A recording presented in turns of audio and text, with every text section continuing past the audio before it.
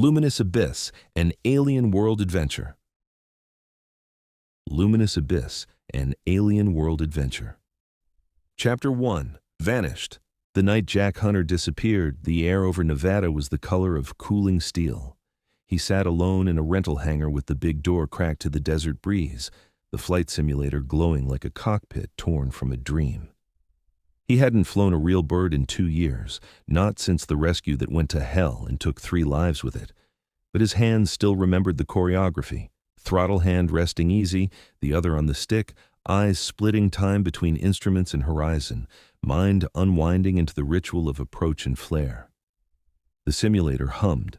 A bead of sweat ran along his temple, collecting dust.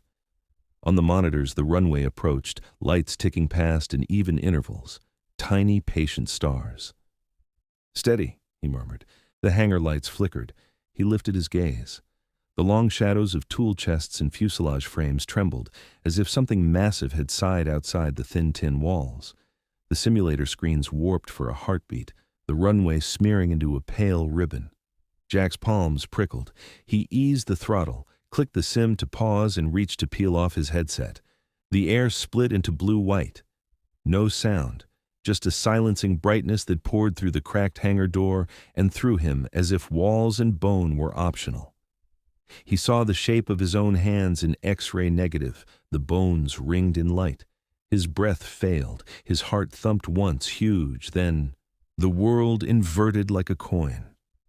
Thousands of miles away, Claire Monroe stood shin-deep in a Blackwater creek, hands gentle in the silt. The Florida sky was a lid of warm humidity, the trees crowding the banks with glossy leaves that trapped the day's heat. She had a headlamp strapped over her dark hair and a field notebook tucked into the pocket of her cargo shorts. When she lifted her fingertips from the water, a coil of aquatic plants unfurled like a held breath. Tiny shrimp jittered from beneath her. Touch. And she smiled, the kind of quiet smile that happened when the puzzle in front of her clicked one notch closer to solved. Photos tonight, she told herself, reaching for the waterproof camera hanging at her sternum. Notes in the morning. Something brushed the back of her hand. She looked down, expecting a leaf. The water around her fingers had turned opalescent, not bright exactly, but as if light had learned how to be liquid. It gathered, not in reflection, but in a shape, lifting out of the creek with impossible coherence. Claire's chest tightened. She straightened, balanced tight in her calves.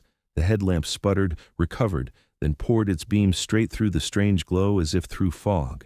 Dragonflies froze in the reeds. The night song of frogs snapped off like a switch. The silver rose into her face, filled her mouth with coolness, swallowed her breath and name in fear, and she was not in the creek anymore. In a Chicago ER, Rachel Ford pulled off a pair of gloves and rubbed a sore knuckle with the heel of her hand. She had just convinced a belligerent drunk to accept stitches with a mix of boredom and authority and a voice that implied life would be easier if he did the sensible thing. It was nearly midnight. She was thinking of the bus schedule and the loaf of rye she had promised herself as a midnight snack. Toast, butter, nothing else, simple reward. "Hey, Ford," one of the residents called. "You on for triage in 10? "Give me 2, she answered, and leaned into the nurse's station computer to chart the last case.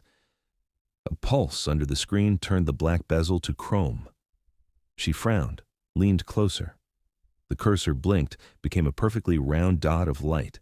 It lifted up, as if the monitor were a window and someone had tugged the moon free. The resident said her name again, this time with a question mark. Rachel turned. The dot swelled, a clean, cold sphere, threading ripples through the air like a drop into water. She reached for the call button on the desk and felt nothing beneath her fingers but cool air and a static kiss. And then she was falling without moving, a sensation like stepping into an elevator whose cable had been cut, but with no fear, no scream, only a soft, absolute blue. Cole Ramirez sat on the hood of a battered pickup outside the drone shop, hands stained with grease and good humor. He'd spent his evening coaxing a temperamental quadcopter to ignore firmware updates and fly like a simple machine ought to. The stars over the New Mexico lot were dusted thick, and the radio on the workbench played a ranchera that refused to end. A strip of neon from the diner across the street stuttered and hummed, died, then revived, like someone breathing through a dream. "Come on," he muttered to the sign, because he took offense at entropy. He hopped down and thumped the casing above the bench radio to quiet a rattle that wasn't there. The neon steadied. Then everything else went wrong. The pickup's windshield reflected an oval of light that wasn't in the lot. Cole spun, arms open, palms up, the way he met unexpected dogs. "Hey now, if this is a prank, it's a good one." Nobody answered. The light didn't care. It unzipped the night, and he laughed once out of habit, the laugh he used when a bolt freed up unexpectedly. And then he was gone. Evan Cross crouched on a hillside of summer grass with his cheek against the viewfinder of a second-hand camera. The Montana night had come fast and clear, crickets arguing about it in the ditches. He'd been following a cloud of moths across the field, head full of graduate school and money, and the way his mother had said, "Don't be silly," when he told her about nocturnal pollinators, with the tone of someone who had learned late in life how alive darkness could be.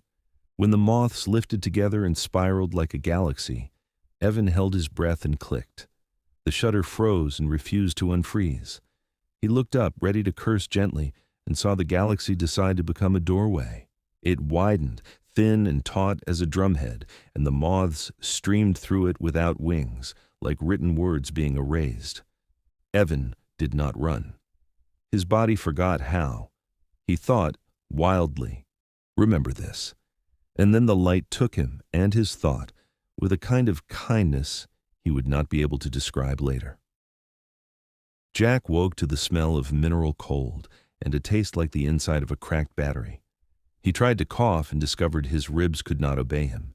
His arms were out from his sides, palms open, his back pressed to something that fit him exactly. A gel. It held him lightly as if he were a dragonfly trapped in amber that had been heated just enough to be forgiving. Dim blue washed the room. He could not move his head, so he moved his eyes. Left, right, up. The ceiling was too high, the angles wrong. No rivets, no beams, just planes that met and parted like crystal. The walls were the same, translucent, veined faintly with threads of circuitry, growth. The air hummed at a pitch his bones did not like. He wet his tongue against the back of his teeth. "Hello." The gel stole most of the sound. It shivered around his ribs as if responding to the vibration. Across from him, a similar column held a dark-haired woman whose face he recognized not by name, but by the sudden, irrational tug in. His chest, the creak, the headlamp, the look of someone thinking 3 steps deeper than anyone else in the room. He didn't know why he knew any of that. He only knew that her eyes were open and she was afraid and mastering it. Her lips shaped something he could not hear. He shaped, "Are you hurt?" with his mouth and hoped she could read it. A 3rd column, a 4th. His gaze climbed the curve of the room and found a 5th shape, young tousled hair, eyes wide and full of questions. Beyond them, movement, tall, jointed figures walking with the biomechanics of mantises, their skin a lacquered gray-green, their heads smooth like polished stone, split by slitted vents that pulsed gently with light. They wore nothing that looked like clothing. Instead, a film clung to them, refracting the blue like wet mica. Their hands, 4-fingered, long, tended to panels that grew from the walls like leaves. One of the beings raised an arm. The gel around Jack's chest tightened with a silken firmness, the way a seatbelt locks when you pull too fast. He couldn't even test the restraint. Panic rose, bright and efficient. He breathed it down like turbulence. The room tilted. No, his inner ear insisted the world had banked. The hum deepened. Across from him, the young man's eyes rolled. The woman shut hers and breathed, counting, steadying her pulse. Jack counted with her because it was something to do. Because on a medevac once he had talked a burn victim down from the cliff of hysteria by giving her numbers to climb.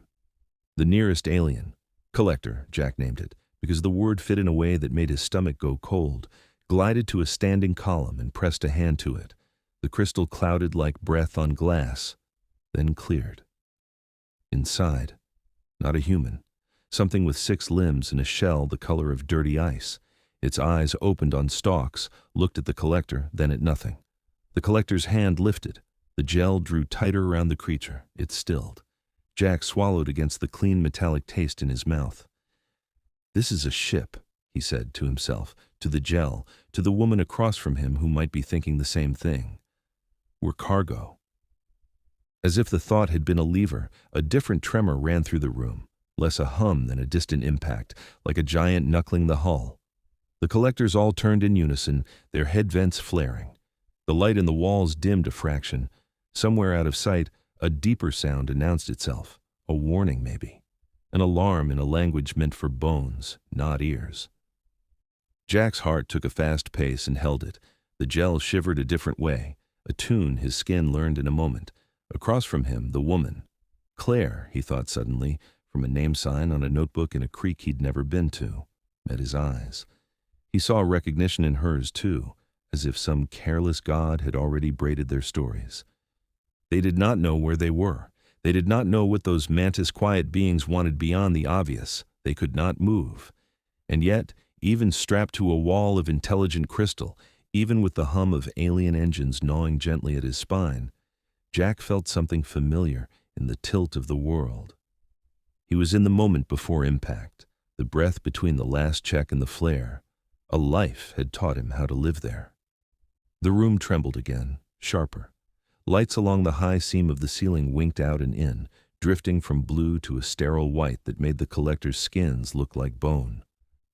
One of them reached for a panel, its hand dissolving briefly into the surface like salt into water, and a spill of symbols crawled up the wall. Claire's eyes tracked them, hungry.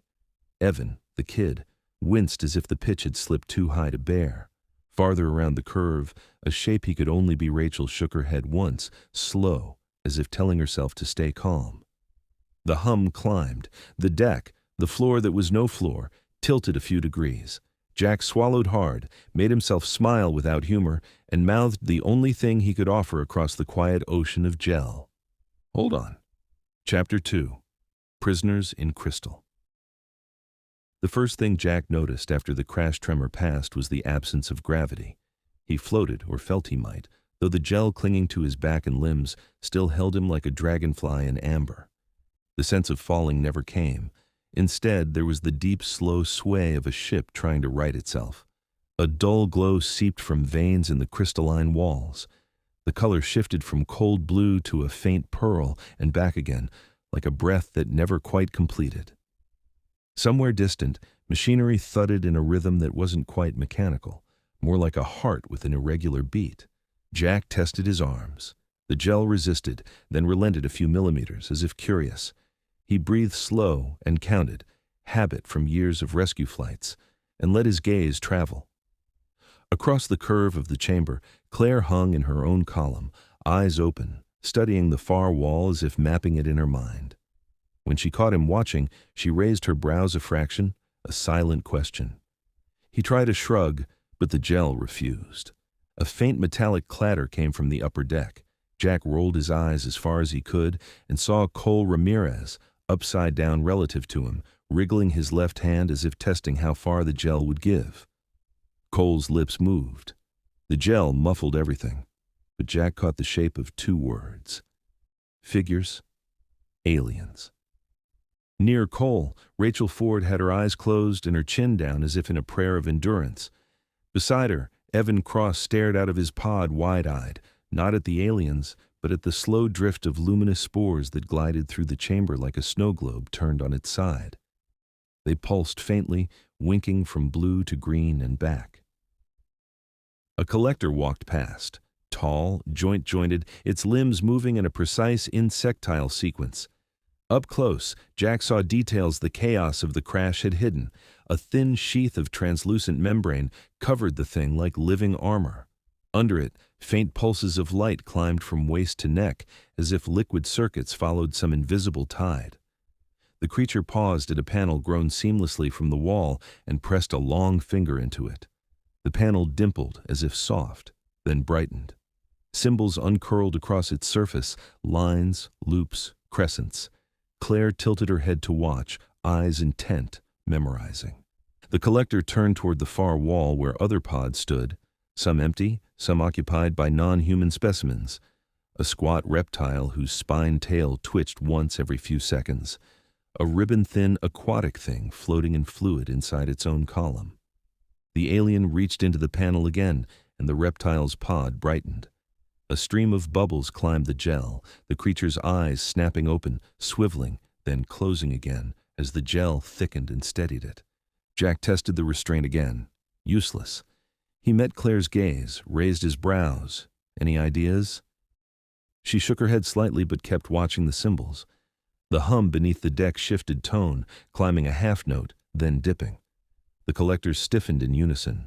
Their head vents widened, a gesture that looked to Jack like an animal scenting the air. One turned and glided to a higher console. Thin filaments unspooled from its forearm and sank into the crystal like roots into wet soil. A new light bloomed in the chamber, redder, urgent. Claire's lips shaped a word Jack could read without hearing. Alarm. The deck tilted another few degrees. From somewhere far forward came a muffled, distant boom that throbbed through the gel like a struck drum. The humans felt it as vibration before they heard it. Evan's eyes went wider. His breath fogged the inner surface of his pod. He mouthed something. "We're falling?" And Rachel opened her eyes and gave a slow, deliberate shake of her head, the nurse's universal stay calm. Another tremor. The spores in the air shifted direction, streaming as if drawn by a wind that wasn't there. Jack felt his ears pop faintly. He imagined air rushing through corridors, pressure systems straining. A second tremor, sharper, closer. One collector hissed, or maybe the vents in its head made the sound. The others moved with abrupt coordination, sealing panels, adjusting filaments. The red light along the seams of the wall deepened until it painted the chamber in long, slanting streaks. Through it all, the pods held. The gel trembled against Jack's ribs like a nervous animal, but did not let go. For the first time, he saw fear in the alien crew. Not panic, but the brisk movements of beings suddenly reminded that they could die. Claire shifted as much as the gel allowed and mouthed something at Jack. He focused on her lips. "We're not the target." He frowned. She repeated it, slower. "Not the target." Someone's shooting at them. He believed her. The hum climbed higher until it was felt in the teeth more than heard. A new tremor surged through the ship, then a lurch, a sideways heave that dragged its stomach and inner ear, even inside the gel. Loose spores streaked toward the rear bulkhead. A pod 2 stations down from Evan cracked with a faint crystalline sigh. The small, aquatic thing inside writhed once before the gel seized it again. The wall to Jack's right cleared suddenly, turning translucent as if to show them what was outside. Space, but not black, an ocean dark blue with a pale crescent of moon below, and nearer, a flash of silver like a blade sliding between stars. It banked, and something flared from its prow, an arc of cold light that speared across the void and struck the collector ship. The whole chamber rang as if the blow had landed inside it. The collectors moved faster, no longer calm. Panels brightened under their hands, vents along their spines fluttered. One gestured sharply at the others, unmistakably command. Jack shifted his gaze to Claire. Her face had the same look it had in the creek in his memory, calm but alert, as if filing every detail away. She caught his eye, and for a heartbeat some of the tension in his chest eased. Another impact. The deck tilted hard enough to press them sideways in their pods. A hairline crack zipped up the chamber wall and vanished into shadow. An emergency glow bled down from the high ceiling, washing everything in sterile white. Cole mouthed something that was probably profanity. Evan squeezed his eyes shut. Rachel braced as best she could, chin tucked. Jack closed his eyes for half a second, picturing the way a pilot braces when the landing gear refuses to lock, then opened them and locked his gaze on Claire's. Whatever came next, he'd face it with his eyes open. Outside the wall, the silver attacker curved in for another pass. Below, the moonlit planet turned, vast and serene, its night side a pale shimmer under the giant moon. The collector ship bucked as if shoved by a giant's hand. Somewhere far forward, metal screamed, a sound that needed no translation. The pods held. For now, Jack's thoughts cut down to one hard line. If we hit atmosphere in this, either it breaks, or we do. Across the chamber, Claire's lips shaped the answer he didn't know he'd been waiting for. Hold on. Chapter 3. Ambush from the Stars. The wall stayed translucent long enough for Jack to understand the shape chasing them. It wasn't like the collector's faceted crystal, no insect geometry, no membranous sheen. The pursuing craft was a blade of polished dusk, all curves and quiet menace, its leading edge a thin crescent that caught starlight and made it sing. Where the collector ship displayed function like an anatomy lesson, the attacker seemed grown from a single idea and then honed until there was nothing left to remove. It banked on nothing, no thrusters, no plume, just a tilt of intent and a filament of pale energy arced from its prow. The collector vessel shuddered. Lines of light ran along the chamber like nerves firing. Claire watched, intent, lips moving with thought. She pointed with her eyes, the only thing she could move, toward a band of symbols pulsing in time with the hits. Jack followed her gaze.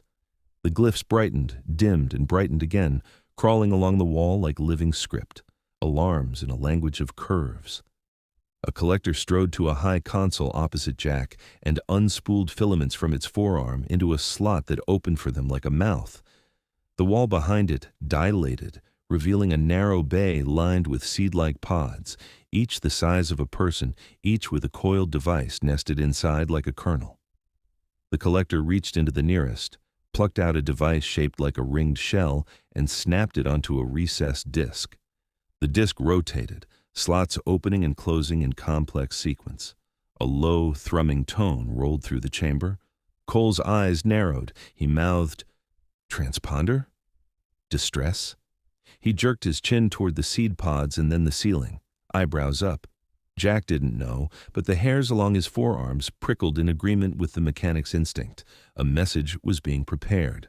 Another impact. Closer, a white stab that made the translucent wall flash to opacity. The chamber bucked. Evan gasped as the gel hauled him back from his own momentum, like gravity deciding to be a tide. Rachel's mouth formed breathe, counting silently with her fingers. 1, 2, 3, 4. Jack forced his mind into sequence. Attacker, not collectors. Same ship as before. The first strike that sent us falling. He fought to assemble a narrative around the tremors and light. If this blade ship had crippled them in orbit, it was now making sure they finished the descent as cargo, not predators.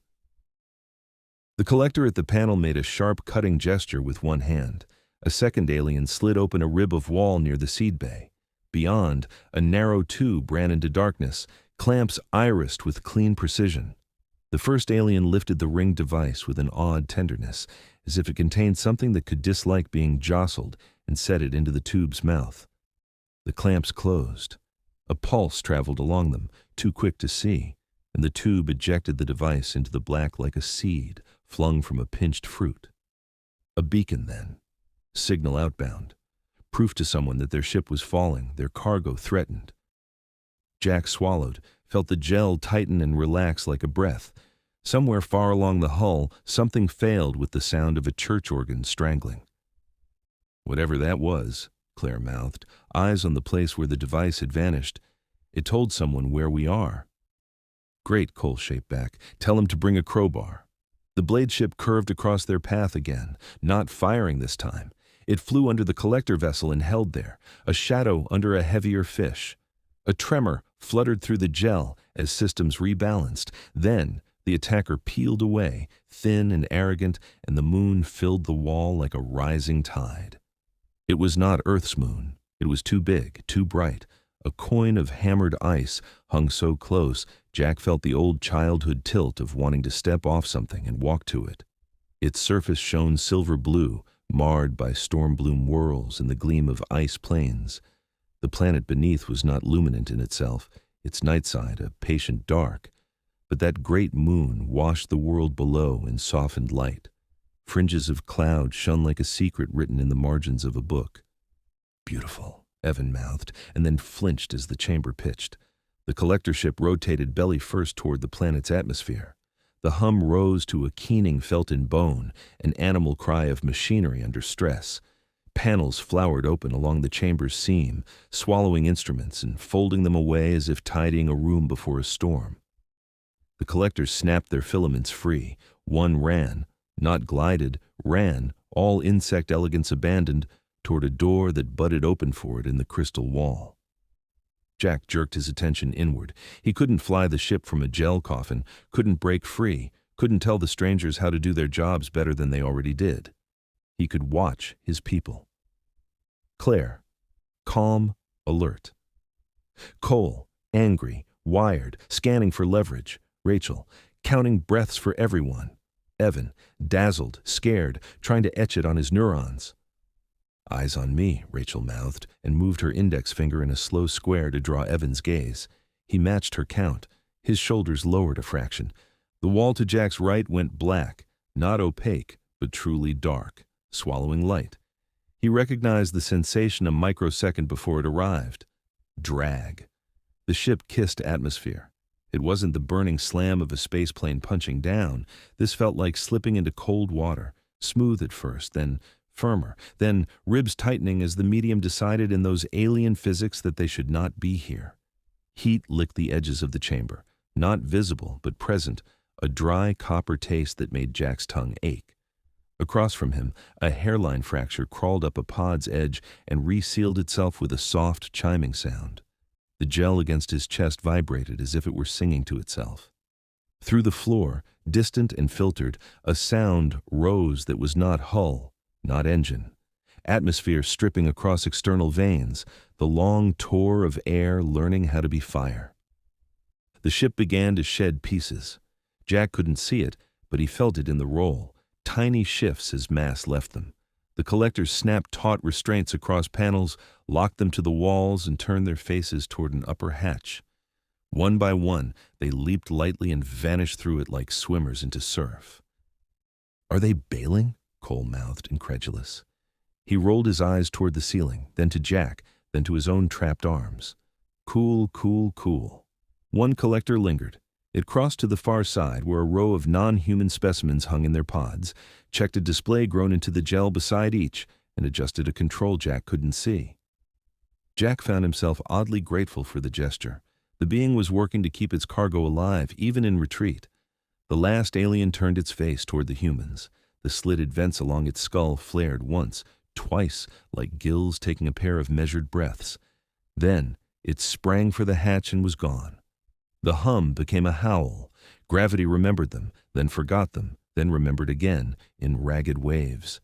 Jack bared his teeth against the nausea. He pressed his head back and felt the gel hold him like a pilot's harness, cruel and necessary. Jack, Claire shaped, and there was no panic in it, only his name. His name in a place where there were no names. It steadied him as surely as a hand. The translucent wall flared back to transparency. The world tumbled past, atmosphere a rough silk, the planet's dark plane below unrolling like graphite, streaked with ridges. Lightning walked a distant horizon in silent white steps. Then the silver of the giant moon blazed across the window, washing everything in clean Arctic light. They dropped through a lid of cloud that glowed from within. Static crawled over Jack's skin where the gel touched him. He smelled rain that had never fallen on Earth. The chamber flexed, then wrenched. Something huge tore free above them with a sound like a bell being pulled through iron. "Brace," Rachel mouthed, the absurdity of it almost funny given no one could move an inch. Still they did it, every muscle tightening as if they could soften what was coming. Wind found seams. Air knifed in around the hatch, carrying a taste of metal and cold sap. The ship was no longer a ship in any graceful sense. It was a wounded animal dragging itself out of the sky. Through the window the ground rushed up, a plateau broken by black rifts and scattered with shapes like folded umbrellas sprawled across stone. At the last instant the collector vessel tried to flare. Ridges along its belly opened like gills. Surfaces shifted, searching for lift in a physics that had already judged them. They slowed, but not enough. Impact came like a spoken word made of thunder. For an instant, the gel hardened from silk to iron, crushing the breath out of them without taking it. The chamber jumped sideways. Crystal screamed, then lowered its voice to a steady groan. Pods shattered and held at once, cracking and knitting in the same motion. The translucent wall lost its battle with stress and blew outward in a sheet that became dust in the same second, the shards dissolving into nothing as if they had only been an idea. They slid. Metal, or something that believed it was metal, shrieked against stone. The world became a smear of silver and black in moonlight. A beam tore loose and scythed past, missing Claire's face by inches, smashing into the curve beside Evan's pod, showering him with a drift of glitter that sublimed to vapor before it touched him. Rachel squeezed her eyes shut and kept counting, louder now, lips forming the numbers like a spell. The ship ground to a stop with a last grudging shudder. The howl softened to a panting hiss. Heat rolled through the chamber in retreating waves. Silence arrived, vast and temporary. For a long breath, no one moved. Couldn't. The gel slackened by degrees, softening over ribs and shoulders. Jack drew air that tasted of lightning and stone. He tried his hands again and felt, was it possible? Give. The gel released him by millimeters, as if deciding to trust his bones again. He tilted his eyes toward Claire. Dust. No, not dust. A fine spark mist floated between them, drifting toward the gash where the wall had been. Beyond it, the night waited. Not black, not dead. A sheen lay over the landscape like the slow breath of something sleeping, and above it the moon hung, enormous and indifferent. Cole's lips moved. Still here. It came out half grin, half grimace. Somewhere deep in the wounded vessel a relay failed with a stuttering thump. The floor trembled, then stilled. Jack filled his lungs, testing ribs, inventorying pain. He glanced at Rachel. She looked back, nodding, already scanning the others with a professional's triage in her eyes. Evan stared through the gap in the wall, his mouth open, all fear for the moment pushed aside by awe. Okay, Jack mouthed, and the gel loosened one more notch as if it liked the word. On my mark. Moonlight spilled through the breach, clean as water. The ship hissed like something cooling. Somewhere out on the plateau something unfolded, a distant whisper of leaves learning the shape of light. 3, Jack shaped and met Claire's eyes. 2. 1. Chapter 4. Crash and Moonrise. Jack's first breath outside the pod felt like drinking the night. The gel loosened its hold with a reluctant sigh, sloughing away in strands that retreated into the column as if embarrassed. His arms fell forward, heavy, tingling with pins of blood returning to forgotten limbs. He dropped to one knee. The deck beneath him was no longer level. One side pitched down toward a ragged breach where moonlight seeped in like liquid mercury. Air leaked past torn seams with a low hiss, carrying the bite of cold stone and something faintly sweet. Claire, he rasped. Across the tilted chamber, Claire was already half free, pushing herself out of the slackened gel. Her hair clung damp to her face. She met his eyes, nodded once, a silent report. Alive. Jack limped to her, steadier with each step as his legs remembered gravity. The wreck creaked beneath them, a long steel-on-ice groan that warned them not to trust it for long. Behind them, Cole cursed softly as he tumbled out of his pod, thumped the deck with both hands, and hauled himself upright. Rachel landed with better grace, immediately scanning the others with a nurse's brisk eye. Evan slid down awkwardly, legs shaking, but gaze already darting everywhere, from the cracked hull to the luminous dust floating like lazy fireflies. A distant boom rolled through the ship's bones, fading into echo. The air vibrated after it, as if the ground beneath the plateau had shifted. Move, Jack said, voice coming back. Out, now! They made their way toward the breach. The wall had fractured outward like a crystal struck from within. Beyond it lay a shallow slope of rubble leading down to a plateau of dark stone. The sky above the plateau was not black, but a deep steel-blue dome. And from the horizon rose the moon. Not a pale coin as seen from Earth, but a great silver disk so close it seemed to lean down over the land. As its rim cleared the ridge, the world changed. The dark plain below shimmered. Shapes that had lain folded against the stone, like giant seed husks, like brittle shells, stirred and opened. Broad leaves unfurled one after another, their edges lined with faint phosphorescence that strengthened as the moonlight touched them. Stems lifted, cupped toward the sky. From the cups rose thin streams of luminous pollen, drifting upward in slow spirals before spreading into the air like a million tiny lanterns. Claire stepped down from the breach and stood still, arms slack at her sides, eyes wide with reverence. "God," she whispered, almost soundless. The others joined her at the lip of the plateau. Evan took a shaky step forward and crouched to touch the dust that glowed faintly where moon pollen had settled. It clung to his fingertips with a dry warmth, then drifted free again as if obeying an unseen tide. Jack scanned the horizon automatically, pilot's habit, looking for higher ground, cover, threats. But the night itself felt like a living presence, vast yet hushed, watching. Behind them, the collector vessel hissed and shifted where it had come to rest, steam venting from ruptured seams. Somewhere deep inside, metal cracked again. A plume of sparks fluttered up from a ruptured dorsal vein and died before reaching the sky. "We need distance," Jack said. "Ship could blow." Cole grunted. "Or there's stuff inside we'll need. Food, tools, tech. But yeah, not sleeping next to it." Rachel checked her small medical pouch, still clipped to her belt, mercifully intact, then touched Evan's shoulder. "Stay with the group. Don't wander." "I'm not," Evan said, eyes still on the drifting pollen. It's like the whole forest breathes when the moon comes up." Claire tore her gaze from the glowing plains and looked back at Jack. "This world runs on moonlight," she said quietly. "Photosynthesis by night. Everything out there is waiting for this." Jack nodded once. "Fine. We'll wait till full dark to move farther. See what else wakes up. Cole, grab anything we can carry from near the breach. Rachel, quick check on everyone for injuries. We don't want to limp into whatever's out there."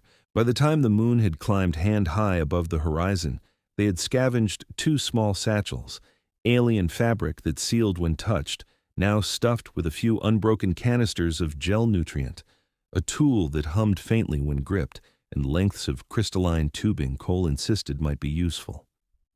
They descended the rubble slope to the plateau's surface. Up close, the stone was ridged, as if ancient water had once flowed across it, leaving frozen ripples. In its cracks, tiny pale ferns uncurled under the moonlight, stretching like sleepers waking. A faint rhythmic clicking drifted from somewhere beyond the low rise ahead. It paused whenever they paused, resumed when they moved. Jack signaled silence and crept up the rise, crouching low. The ridge fell away to a shallow basin filled with knee-high plants shaped like inverted umbrellas. Dozens of small, 6-limbed creatures, hunched and soft-bodied, their backs beaded with faint green light, nibbled at the umbrella leaves. With each bite, a tiny puff of glowing pollen escaped, and the creature's own markings brightened, as if the meal lit them from inside. The basin smelled faintly sweet, the air rich with drifting spores. Claire, crouched beside Jack, leaned close and whispered, "Symbiosis." The plants feed the grazers spread the pollen, a whole nocturnal loop powered by moonlight. "Keep your voice down," Jack murmured. "They hear us?" She shook her head. "Look, ears recessed, eyes fixed forward. Probably more worried about bigger predators than about us." A sudden screech, not loud but sharp as tearing cloth, cut across the basin. The grazers froze, their light dimming. Then they bounded away, in awkward but rapid leaps, vanishing into a darker stand of tall leaf spears. The umbrella plants folded shut as if flinching. The screech came again, from higher ground to their right. Jack signaled retreat. They slid back down the ridge and regrouped at the plateau's edge. "Big night hunters," Cole muttered. "Great, just great." "Good to know before we camp," Jack said. "We'll stay in the open near the ship for tonight." "At least we know what direction not to go."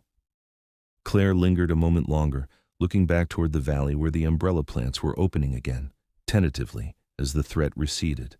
The pollen drifted upward once more, faint green sparks against the silver light. "They close to the sun and open to the moon," she said softly. "Everything on this world trusts the night." Jack gave her shoulder a brief squeeze. "Then we better learn fast how to live like it." They built a small shelter using a warped panel from the ship's hull, propping it between 2 jagged rocks to make a lean-to. Cole coaxed a glow from the humming tool and stuck it into the ground. It lit their camp in a soft, white circle. Rachel patched a scrape on Jack's forearm and checked Claire's ankle where she had twisted it on the slope. Mild, nothing serious. They ate sparingly from one of the nutrient canisters. The taste was bland, faintly metallic but not unpleasant. Evan kept glancing toward the glowing basin as he chewed. After a while, the plateau grew quiet again, except for the slow sighing of distant leaves. Jack sat with his back to the hull panel, rifle straight even at rest, eyes never far from the shadows beyond the moon-pale rocks. Claire sat beside him, notebook in hand, sketching quick outlines of the umbrella plants and the pollen loops while the details were fresh in memory. Above them, the giant moon climbed higher, silvering the plateau, and the forests farther down the slope began to shimmer like submerged reefs waking in a tide. Where the pollen drifted thickest, it painted the night in faint green and blue halos that pulsed as if sharing a single heartbeat. Jack felt the land watching, and for the first time since waking in the gel pod, the weight in his chest eased. Danger was out there, yes, but so was something alive and intricate, and for a moment he let the wonder be as real as the risk. Tomorrow they would need water, shelter, a plan. Tonight they had moonlight and the knowledge they had survived the fall. And for now, that was enough. Chapter 5. Night World, Day World. They moved at moonset, when the silver disk still crowned the ridge and the forest below was fully awake. Jack set a slow pace across the plateau, reading ground and shadow out of habit. Claire kept a running inventory of what the night offered, wide-leafed cups collecting dew-like fluid, fern lattices that opened in geometric spirals, knotted rootlets that glowed a faint warning red when stepped on, and then dimmed again as if reconsidering. Cole carried the heavier satchel and the humming tool, muttering at the terrain like it was a stubborn engine.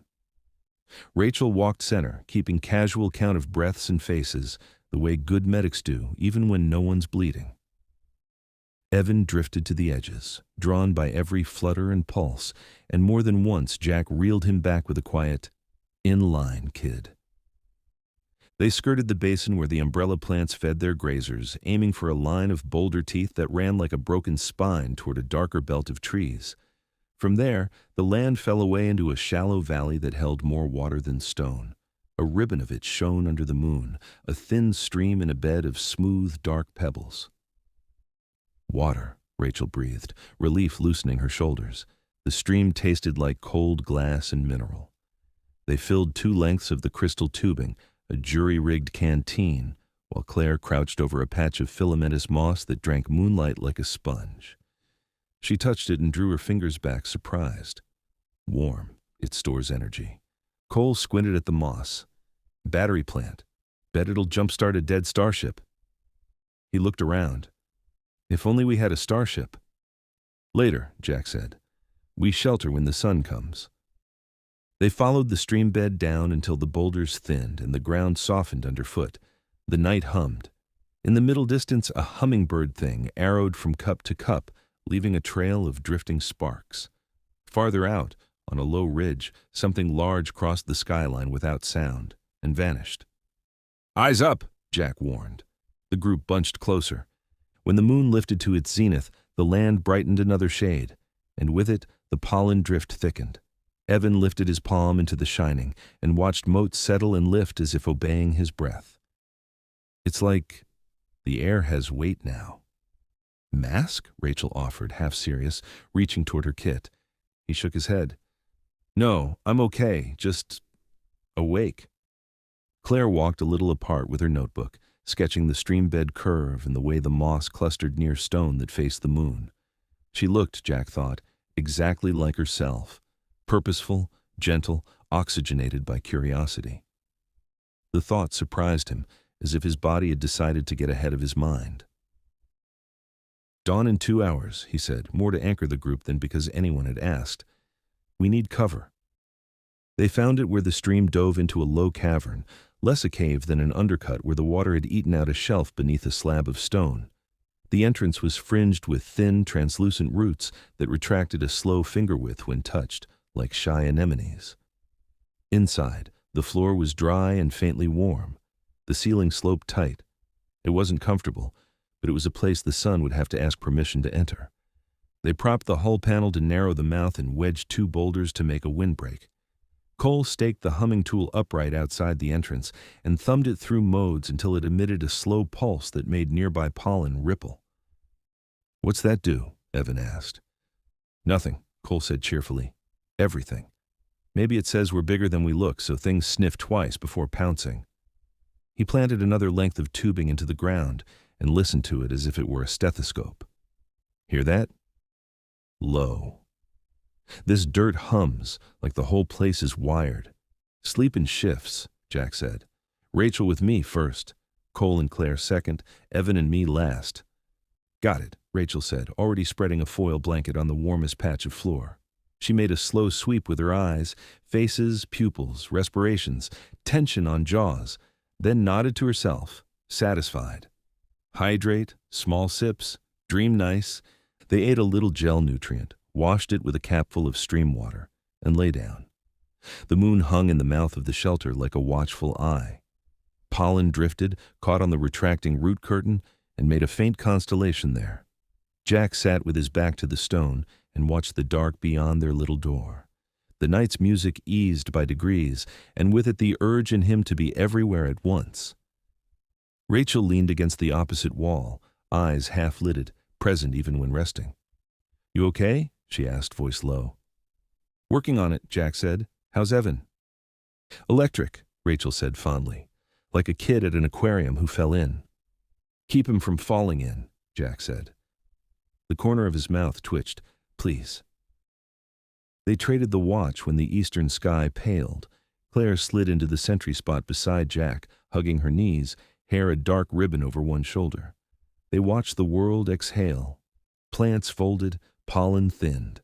The slow, rich pulse of night receded like a tide, leaving the land bare and angular. Do you hear it? Claire asked. What? When the leaves close. It's like a whisper. She made a small closing gesture with her hands, as if the whole forest is saying until tonight. Jack listened and, absurdly, did hear it, stone and stalk and the soft knit of tissues cooling. He didn't say so. He just nodded and let the quiet stand between them like a third presence. Then the sun came. It rose clean and hard, a white gold coin that had no patience with mystery. Heat spread like a sheet being shaken out.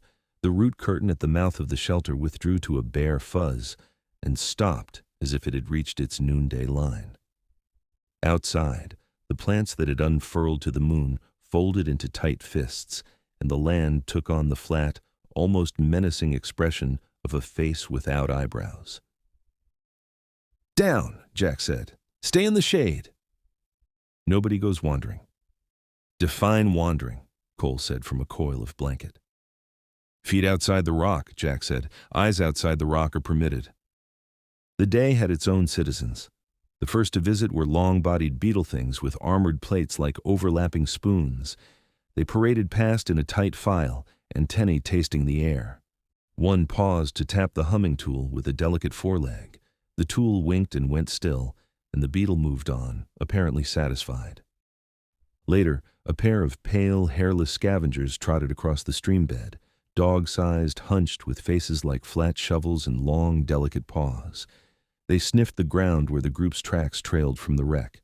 One raised its head toward the shelter, tasting. Rachel's hand found Jack's wrist without looking. Jack held his breath. The scavengers blinked their lidless eyes, made a soft chitter like pebbles talking, and moved on. The heat deepened. The shelter's shaded stone held it at bay, but only just. Sweat ran and dried in the same minute. Even in the dim, Jack could see the horizon's waves of shimmer.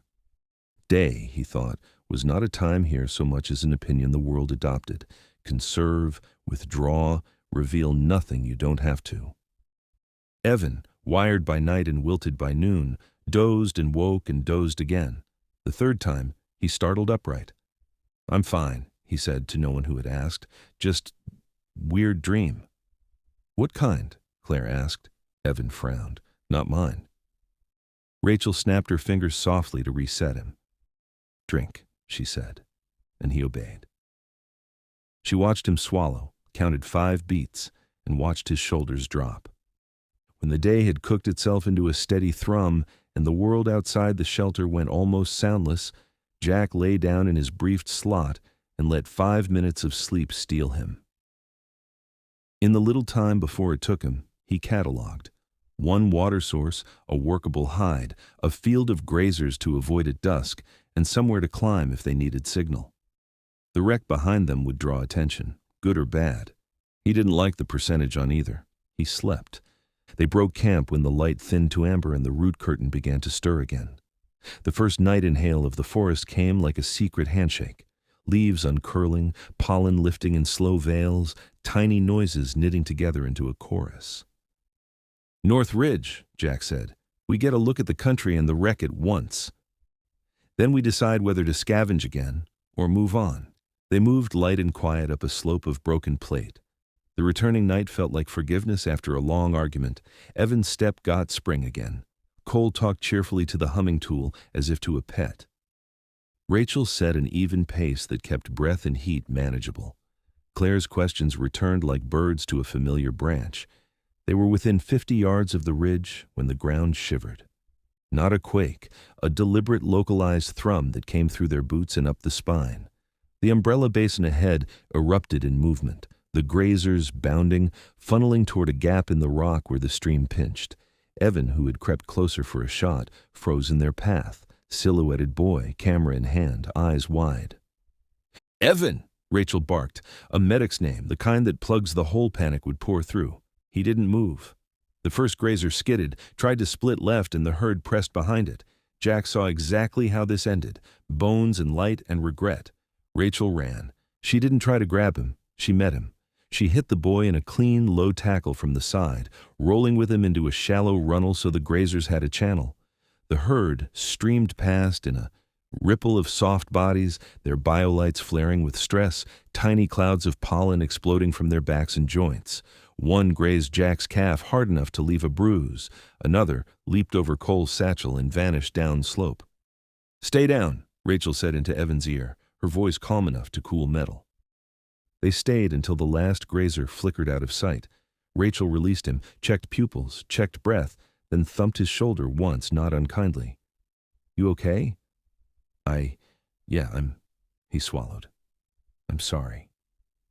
"Apologize to me if you make me do that again," she said, but she smiled with it. Jack hauled Evan up by the forearm and didn't bother hiding his own relief. "Eyes up, kid." Herds don't swerve for sentiment. Evan nodded miserably.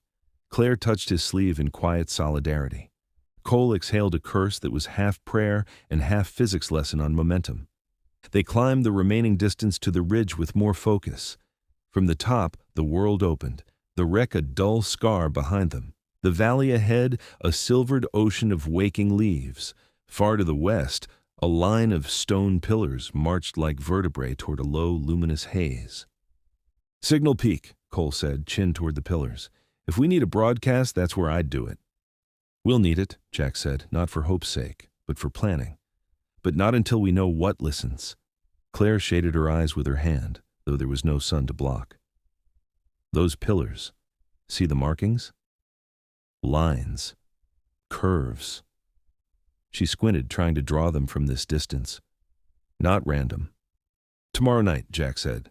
"We get closer when we've slept again." They started back toward the shelter in a line, the night at their shoulders like a friendly animal. Halfway down the slope, Claire paused. She tilted her head as if hearing something under the wind. "Claire?" Jack asked. She blinked and shook herself. "Nothing," she said, but a small crease had appeared between her brows. "Maybe the forest settles." Jack looked at her a beat longer than necessary. "We keep the same watch," he said. "No solo heroics." "Noted," Claire said, and smiled like someone storing a private question for later. Behind them, the first true darkness took the valley, and the moon lifted clean and white, and the forest opened again, whispering until tonight in a language even humans could almost understand. Chapter 6. First Threat. The moon had climbed past the ridge and cast the valley in sharp silver relief when Jack called a halt. They had circled wide around the umbrella basin and now rested in a shallow hollow beneath an overhang of stone.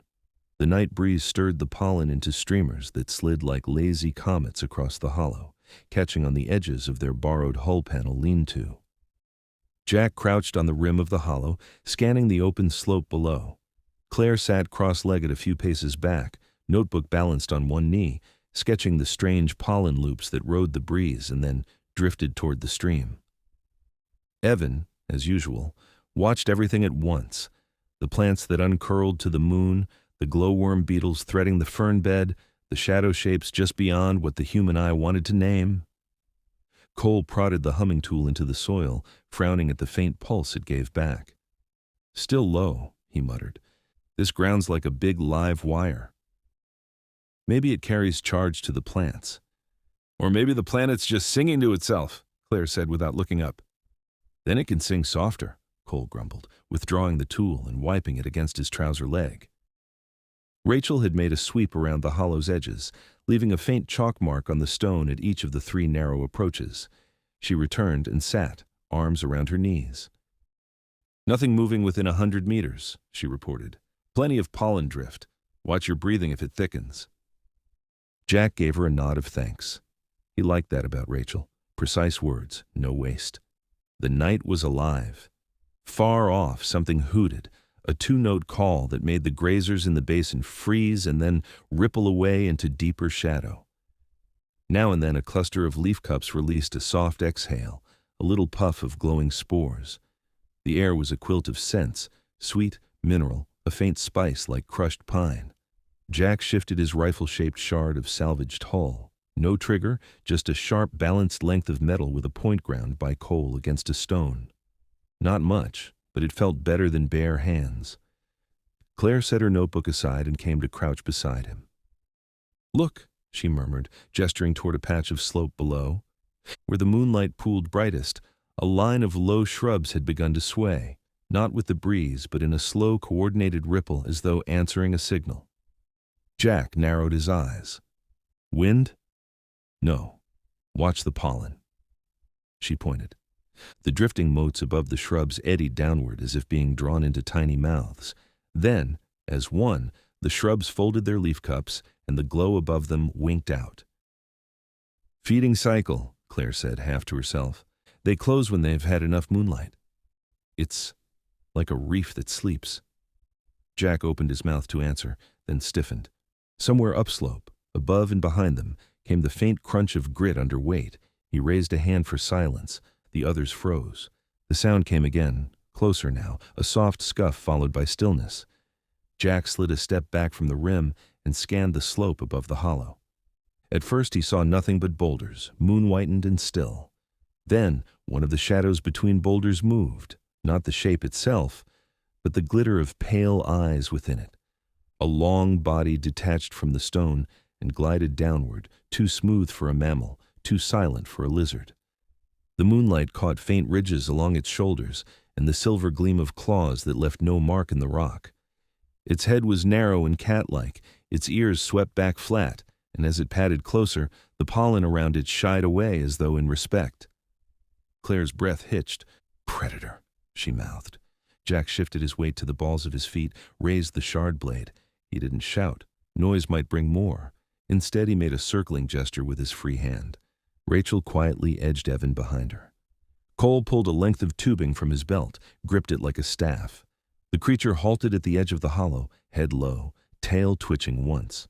Its eyes reflected silver, unblinking. For a long breath, the world held still. Then it stepped forward. Jack didn't wait. He slid down the last bit of rock to the hollow's floor, keeping the blade point low, but forward. The beast's gaze fixed on him. A faint gust shifted across the hollow, and with it a cloud of loose pollen swept between them. The beast's pupils narrowed. It hesitated, head cocking slightly as if catching a scent. "Jack," Claire hissed, urgent but soft. "The pollen. Watch where it drifts." They avoided. Jack risked a glance at the air, saw how the pollen moved in a lazy ribbon downwind from a clump of fern leaves, how the predator kept just outside that glowing stream. He shifted sideways, slow and deliberate, placing himself so that the ribbon lay between him and the animal. The beast's ears twitched back. It took another step but stopped short of the glowing current. Understanding flickered across Claire's face. She reached out and with a careful sweep of her boot disturbed another patch of fern, sending a fresh puff of spores into the air. The ribbon thickened, brightened. The predator hissed, a dry rasp of air between plates, and retreated a single pace. Jack held its gaze, waited. Another step back from the creature. It swung its head once as if committing them to memory, then turned with a bound that carried it up the slope in 3 silent leaps and was gone. For a long breath, no one spoke. Then Cole let out a slow whistle. Guess we just found the local pepper spray. Rachel crouched to check the faint graze on Jack's arm where a stone edge had caught him during his sidestep. Superficial, she pronounced. Clean it when we get back to camp. Jack nodded, eyes still on the ridge. We keep moving before it decides to try again. Claire's look met his, steady but alive with the thrill of that discovery, that knowledge of how the planet's own breath could be turned into a shield. For a heartbeat, the two shared a look that was less about fear survived than about wonder briefly shared. They returned to the lean-to before dawn, keeping watch on the slopes until the moon sagged toward the horizon. The hollow still smelled faintly of sweet pollen. Their footprints from the night before had already begun to blur under a fresh settling of motes. Evan huddled by the rock wall, arms around his knees. "You think it'll come back?" he asked. Jack crouched beside him. "Not tonight. Maybe not while the pollen's thick, but they'll hunt at dawn or dusk most likely. We adapt." Evan nodded, not reassured but steadier. Cole set the humming tool back in the ground at the shelter mouth. "Maybe it hums the right note to keep them guessing," he said, then sat down and wiped his hands. Claire pulled her knees up under her chin, the notebook closed for now. She looked out over the valley where the first thin light of the coming sun was bleeding across the sky, dimming the glow of the pollen little by little. "They yield to moonlight," she murmured, "and the predators yield to them. Everything here knows its hour." Jack followed her gaze. "Then we'll keep to theirs," he said. "Night is travel. Day is shelter." When the dawn finally broke, the whole valley folded itself shut again, petals closing, glow dimming, motes sinking into soil and stems. The world of moonlight withdrew as if into a dream. Even the air felt thinner without the soft drift of spores. The humans huddled back in the shelter, letting the planet's rhythm dictate theirs. But as he settled against the sloped stone wall, Jack kept his shard blade within reach. He had learned enough about the planet to know it could be read, if they were patient, and he had seen enough of its predators to know they were not yet safe. Chapter 7. Whispers from the Elder. They slept through the harshest hours of day with the root curtain half drawn and the humming tool set to its lowest pulse. Heat pressed at the mouth of the shelter like a patient animal. Outside, the land wore its noon mask, flat, hard, withholding. Inside, breath and heartbeat and the faint ticking of cooling stone were the only clocks. Claire dreamed of water that wasn't water. It moved above her like silk unspooling, luminous threads crossing and recrossing until they made a lattice that hummed. Something drifted through it, small winged shapes, not birds, their bodies lit from within. When they beat their gossamer fronds, the lattice brightened. The patterns changed, and the hum shifted key, rising like a question. "Hear me," said a voice not in words but in warmth. "Hear us." Claire's eyes snapped open. The ceiling was stone again, veined with shadow. Her pulse thundered as if she'd been running. Her throat felt raw and cool, as if she'd been breathing fog. The shelter smelled of mineral and a faint sweetness that wasn't pollen. Not exactly. "Nightmares?" Rachel asked from the opposite wall, voice low to keep the day drowsy. "I don't think so," Claire whispered. She sat up slowly, careful not to wake Evan, who had drifted into that boneless post-adrenaline sleep of the very young. Cole snored softly, one arm thrown over his face, the other still crooked protectively around the satchel of tools like a dog with a favorite toy. Jack stirred near the entrance, where he'd been dozing in the shade with the shard blade across his lap. He blinked, orienting. "All good?" Claire nodded, then shook her head. I heard something." Rachel raised a brow. "Outside?" "Inside." Claire took a breath, choosing. "A call. Like someone plucking a string that goes through you instead of past you." She glanced toward the veil of roots trembling in the hot breeze. It wasn't the predators. It wasn't danger. It was, she searched for a word and found none adequate, a kneading. Old. Jack's gaze sharpened. Sleep was gone from him in a clean cut. Direction? Claire surprised herself by pointing, not to the wreck, not along the stream, but toward the dark belt of trees beyond the umbrella basin, where the land kinked and folded into a shallow ravine. There, Rachel looked between them. Could be dehydration. Pollen dreams. You inhaled a lot last night. I did, Claire acknowledged the caution with a small, grateful nod. But this felt different. Like the pollen was the wire, and something else was the current. Cole rolled onto an elbow, squinting blearily. We taking medical advice from the dreams now? It's data, Claire said, not rising to the bait. We decide later what kind of data. Jack weighed her, then the shelter, then the white glare outside. He didn't dismiss it. She felt the lift of something like relief at that. We move at moonrise as planned, he said. If the pull's still there, we follow it for a look. Not a pilgrimage. A recon.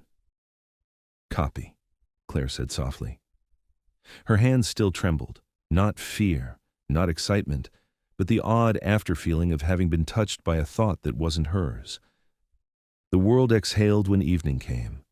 The root curtain crept forward, the air regained its perfume, and the leaves outside uncurled to meet the climbing moon. Pollen rose in slow veils. It drifted through the roots in constellations, snagging there, making the shelter's threshold a curtain of tiny stars. They ate, water-sipped, shouldered satchels. Cole checked the humming tool's charge and smirked. If the planet's wired, might as well hum along with it. They moved in a loose line toward the ravine, keeping to open ground where the moonlight was clean.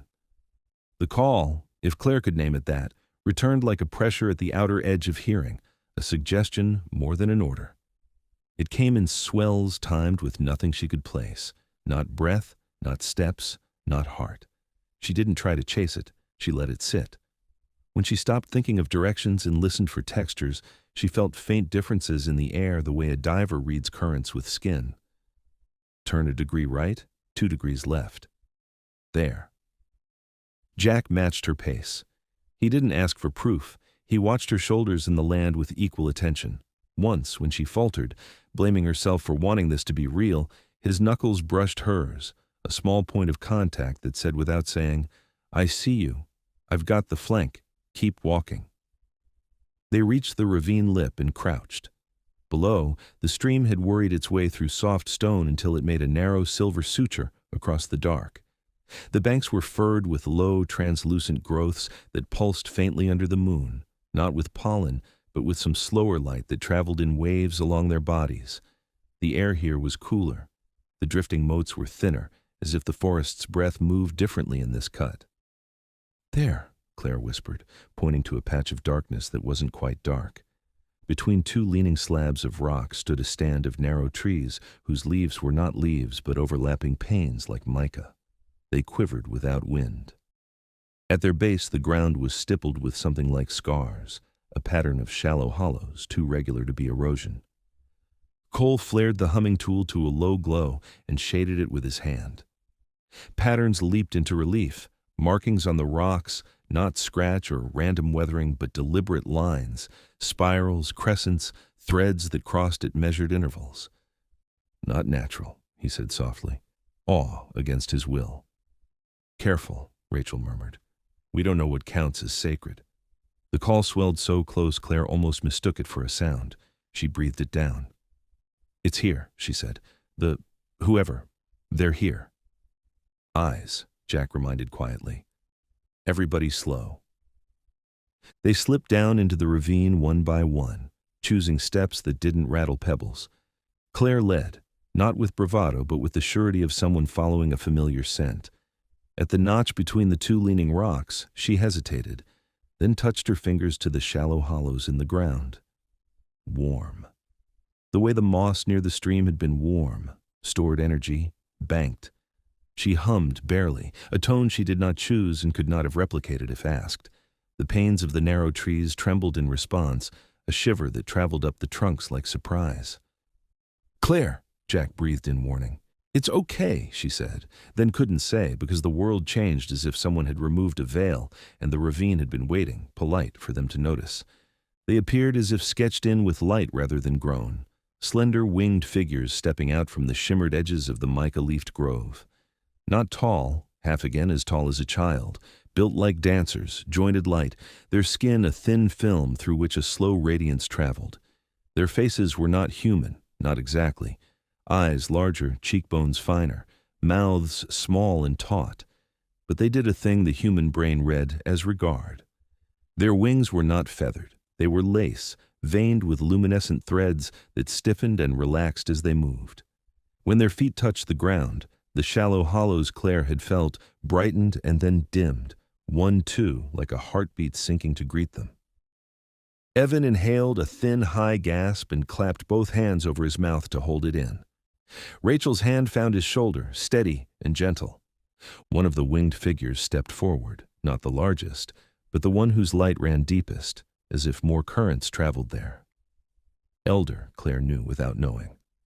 The elder tipped its head, a bow or a calibration, and the threads in its wings arranged themselves into a pattern so simple even a human could read it. Welcome, caution, need. The call bloomed, not in ears but in everything. Claire dropped to one knee without intending to, the motion felt as natural as stepping closer to a fire in winter. "Can you—" Jack didn't finish the question.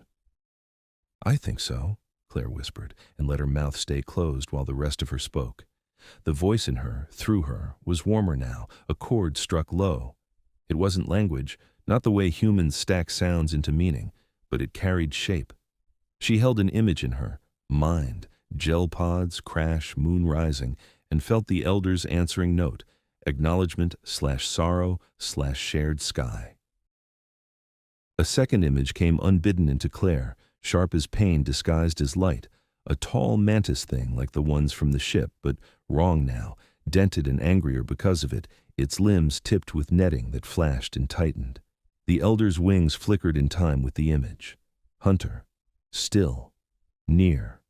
A plume of cold blue metal, a pattern of circles, sleep, capture. The elder's light guttered on that last thought, like a candle in wind. "The drone," Claire said aloud, voice rough. "It survived the crash. It wants a specimen." She tasted the word and almost gagged on it. Cole swore softly under his breath. Of course it does, because the universe loves a follow-up. Rachel's jaw hardened.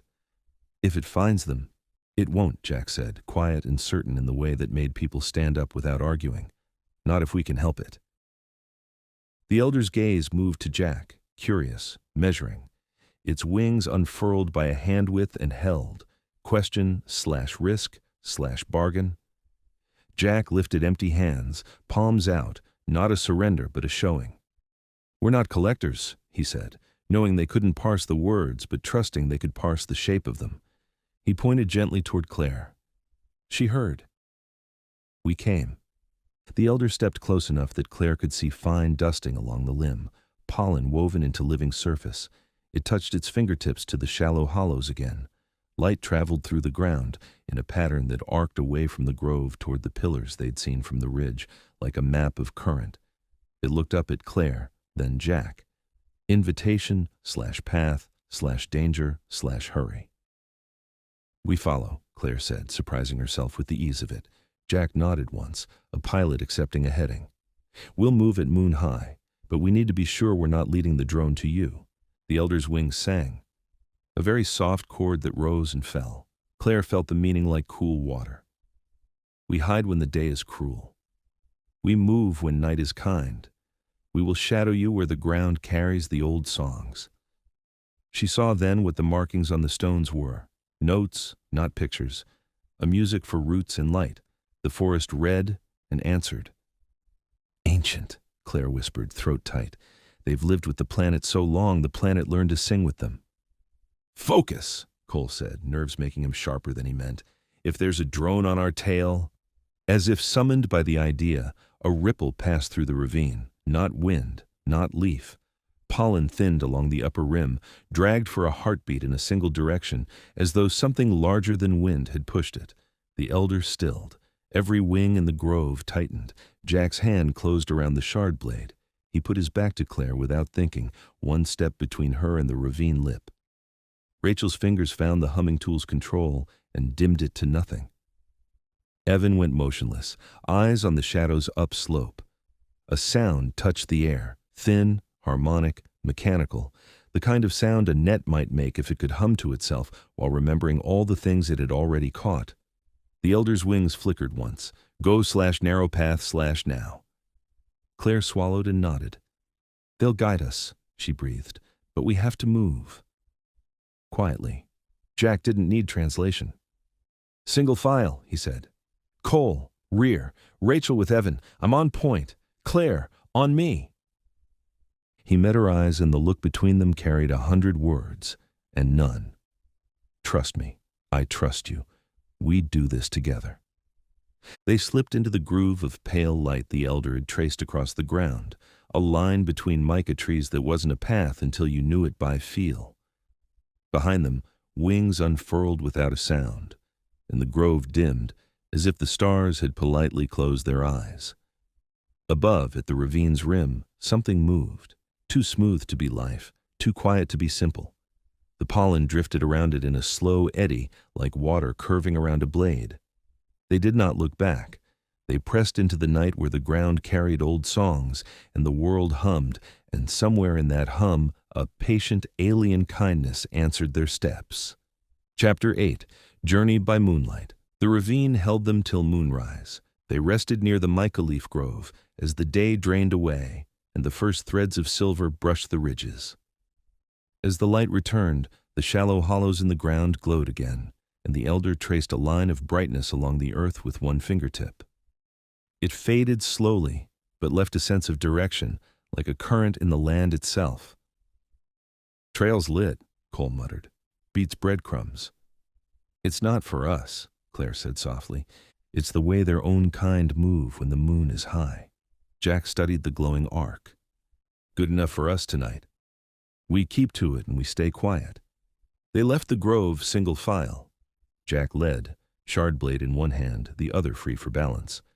Claire followed close, light on her feet, carrying her notebook tucked against her chest. Rachel kept even pace behind them, calm and alert. Evan trailed just ahead of Cole, craning his neck at every shimmer and glow, his camera slung but ready in case he dared use it.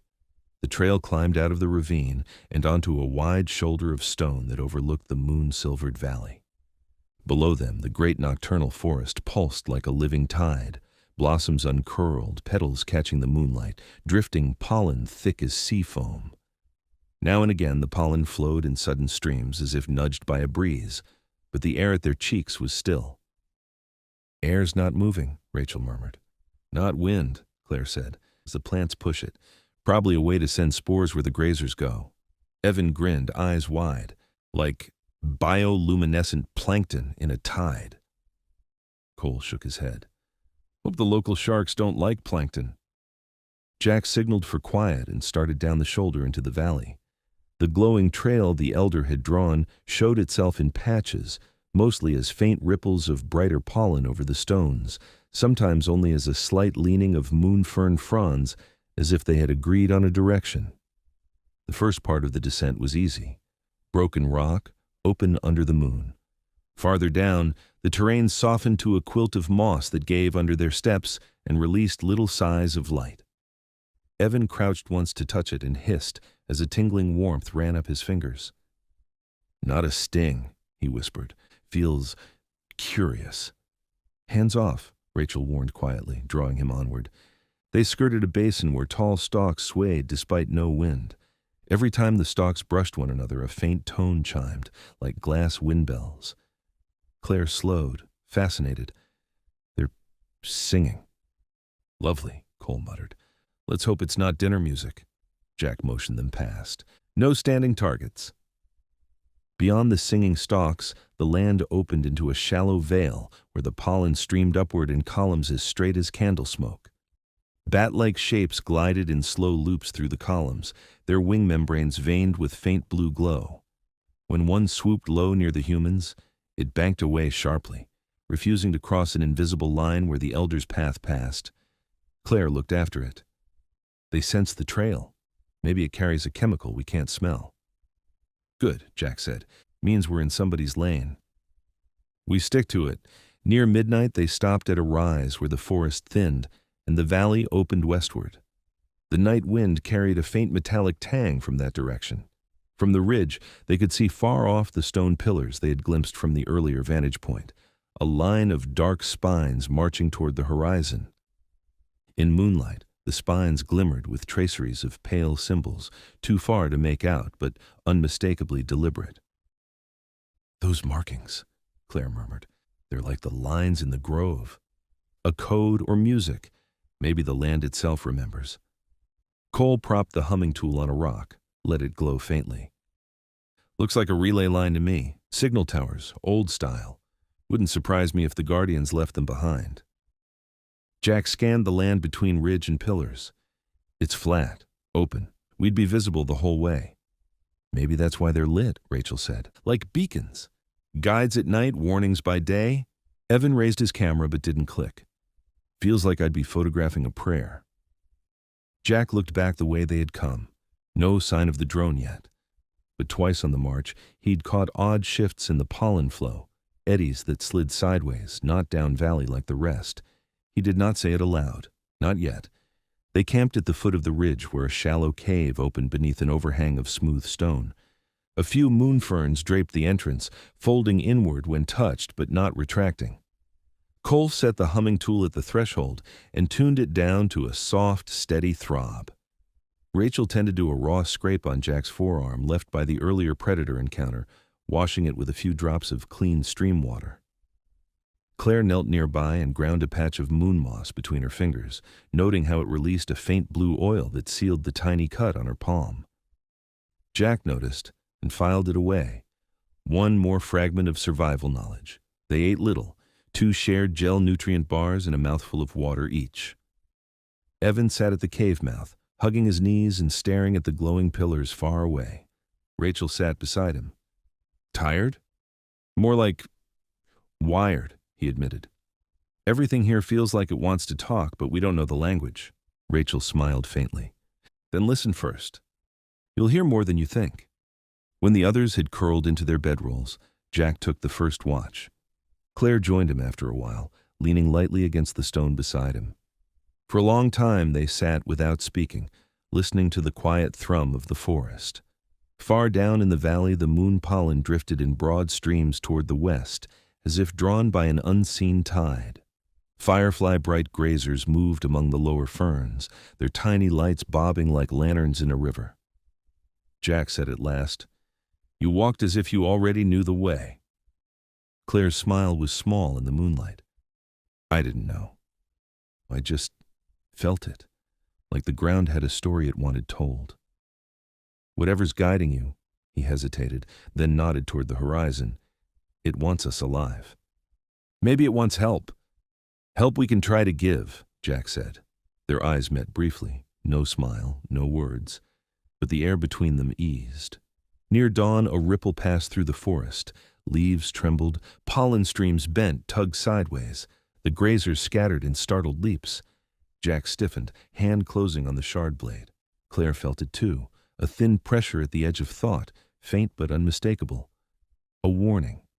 Something moved across the valley far below, a low shape skimming the ground without touching it. It paused near a stand of tall ferns, then shifted again, almost flowing, like metal that had learned to crawl. Claire's breath caught. "The drone!" Jack nodded once, eyes narrowed. "Tracking, not hunting yet." He let out a slow breath and eased his grip on the blade. "Dawn's close," he said quietly. "It won't like the day any more than we do. We move again at moonrise, and we keep that thing behind us." Claire's fingers found the edge of her notebook, pressing it like a talisman. She looked west toward the distant line of glowing pillars and felt the call again, quieter now, but steadier, like a heartbeat waiting to be met. Chapter 9. Trust Earned. They reached the grove at moon high when the world's light felt most like water. From the ridge, the place had looked like a smear of brightness. Up close, it was a cathedral. Tall trunks that weren't trunks, but braided panes like mica stacked into pillars, each seam breathing with a slow inner glow. The ground was stippled with shallow hollows. those same pulse points Claire had felt in the ravine, arranged in arcs and spirals. Threads of moon pollen streamed between the pillars as if the air itself had been taught a choreography. Jack raised a hand and the team folded to stillness at the grove's rim. Eyes up. No sudden moves, he murmured. Cole planted the humming tool at his feet and dimmed it to a thin pulse. Rachel's fingers counted silently in a square to settle breath. Evan slipped his camera strap across his chest, but didn't lift the lens. It felt wrong to aim at a prayer. The hum Claire had felt in her dreams shifted key, nearer now, clearer. She closed her eyes and let it move through her like a tide. A tone rose in her chest, unbidden, like remembering the second line of a song you didn't realize you knew. She didn't sing it aloud, not really. She allowed it to color her breath as it left her mouth. The grove noticed. Leaves, black wings. No, not leaves, not wings as humans drew them, unfolded with a faint shimmer at the grove's heart. Slender figures stepped from behind the glimmering pillars, their light traveling like slow dawn beneath skin as fine as glass. Their motions made the hollows in the ground pulse, 1, 2, pause, like notes struck on a drumhead underground. They were not delicate in the way of porcelain. They were precise, as if every gesture spent exactly as much energy as needed and no more. Their faces held attention like flame. Patterns in their wings stiffened, relaxed, shifted again, like chords changing voicings. Evan's breath hitched. Rachel's palm landed gently on his arm. One of the winged ones stepped forward, not larger, but the currents inside it ran deeper, as if more rivers had learned its banks. The Elder. Claire knew it as surely as she knew her own name. Welcome, caution, need, said the Elder's wings. Jack took a breath and raised his empty hands a few inches. No surrender, only showing. We came because we heard, he said softly, speaking to Claire as much as to the Elder, trusting the meaning to cross in whatever language the grove used. We are not your hunters. A smaller figure to the Elder's left turned its head, quick, bird-like. Its wings flashed a sharp pattern, same shape / different heart. Another, farther right, flickered unknown danger and took a half-step back, light dimming. They're afraid of us, Claire realized, with a sting of shame. We look like the collectors to a nervous eye. She lowered to a knee, palms spread on the ground where the shallow cups waited like instruments. She shaped the breath tone from her dream, and as she exhaled, she pressed lightly. Tap, lift, tap, on the hollows in the pattern the Elder had traced the night before. Listen, we hear, we answer. The grove answered. First a ripple of brighter light in the hollows, then a wave through the pillars, a soft spreading warmth like good news. Wings in the surrounding figures loosened by a degree.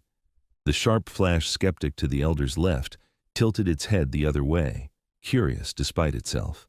The Elder stepped close enough that the heat of its inner glow warmed Claire's cheek. It extended 3 long fingers and touched the ground beside her palm. A cascade of light ran outward, mapping a path through the grove and beyond, toward the west, toward the line of ancient pillars, toward something Claire could not name but felt as signal / help / answer.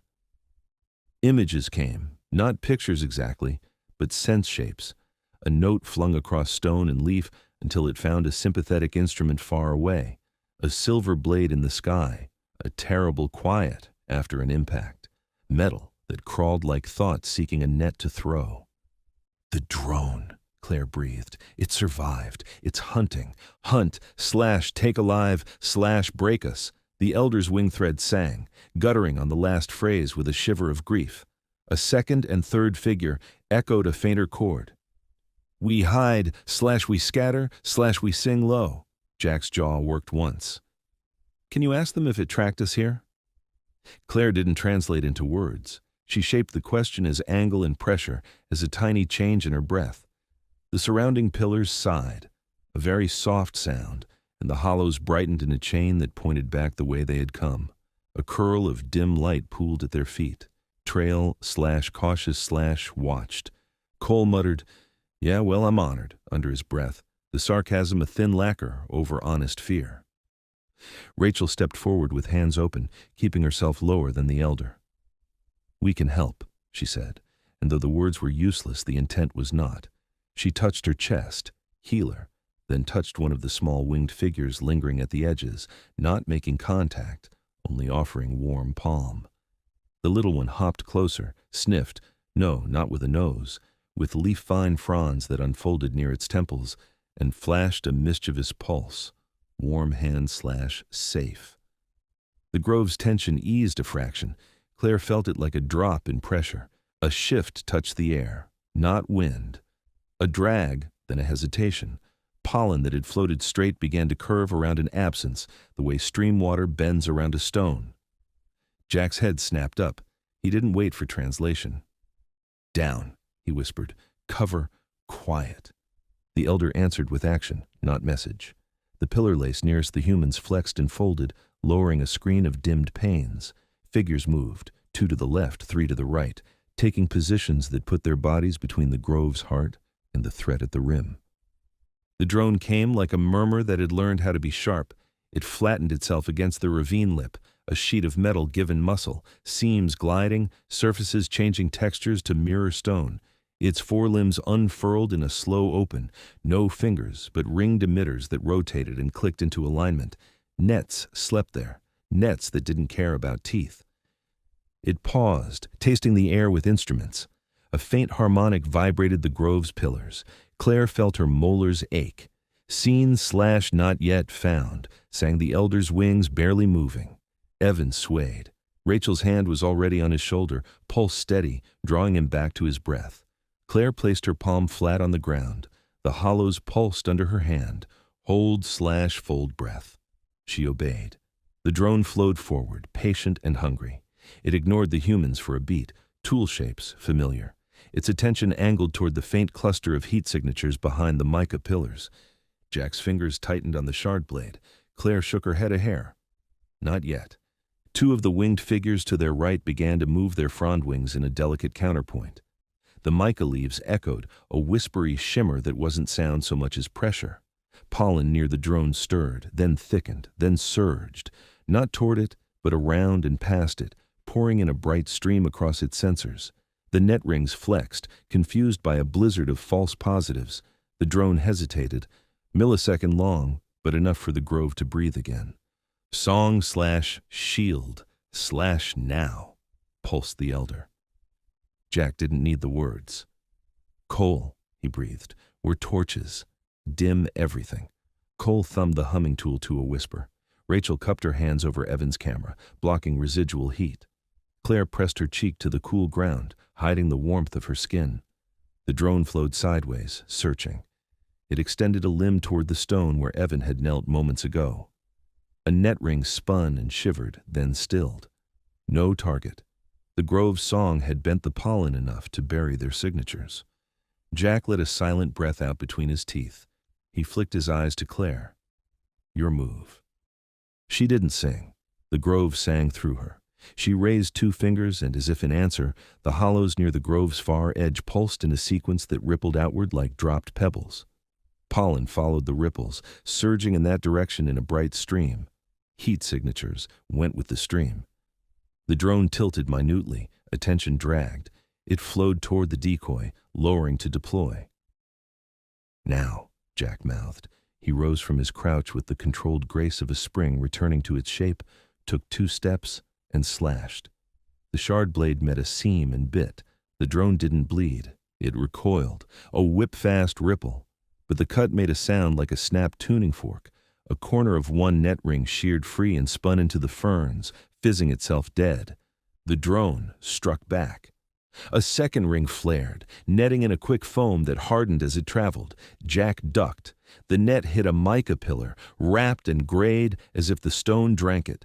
Claire felt the ground pulse in time with the pillar's dim glow. Caught/dissolve.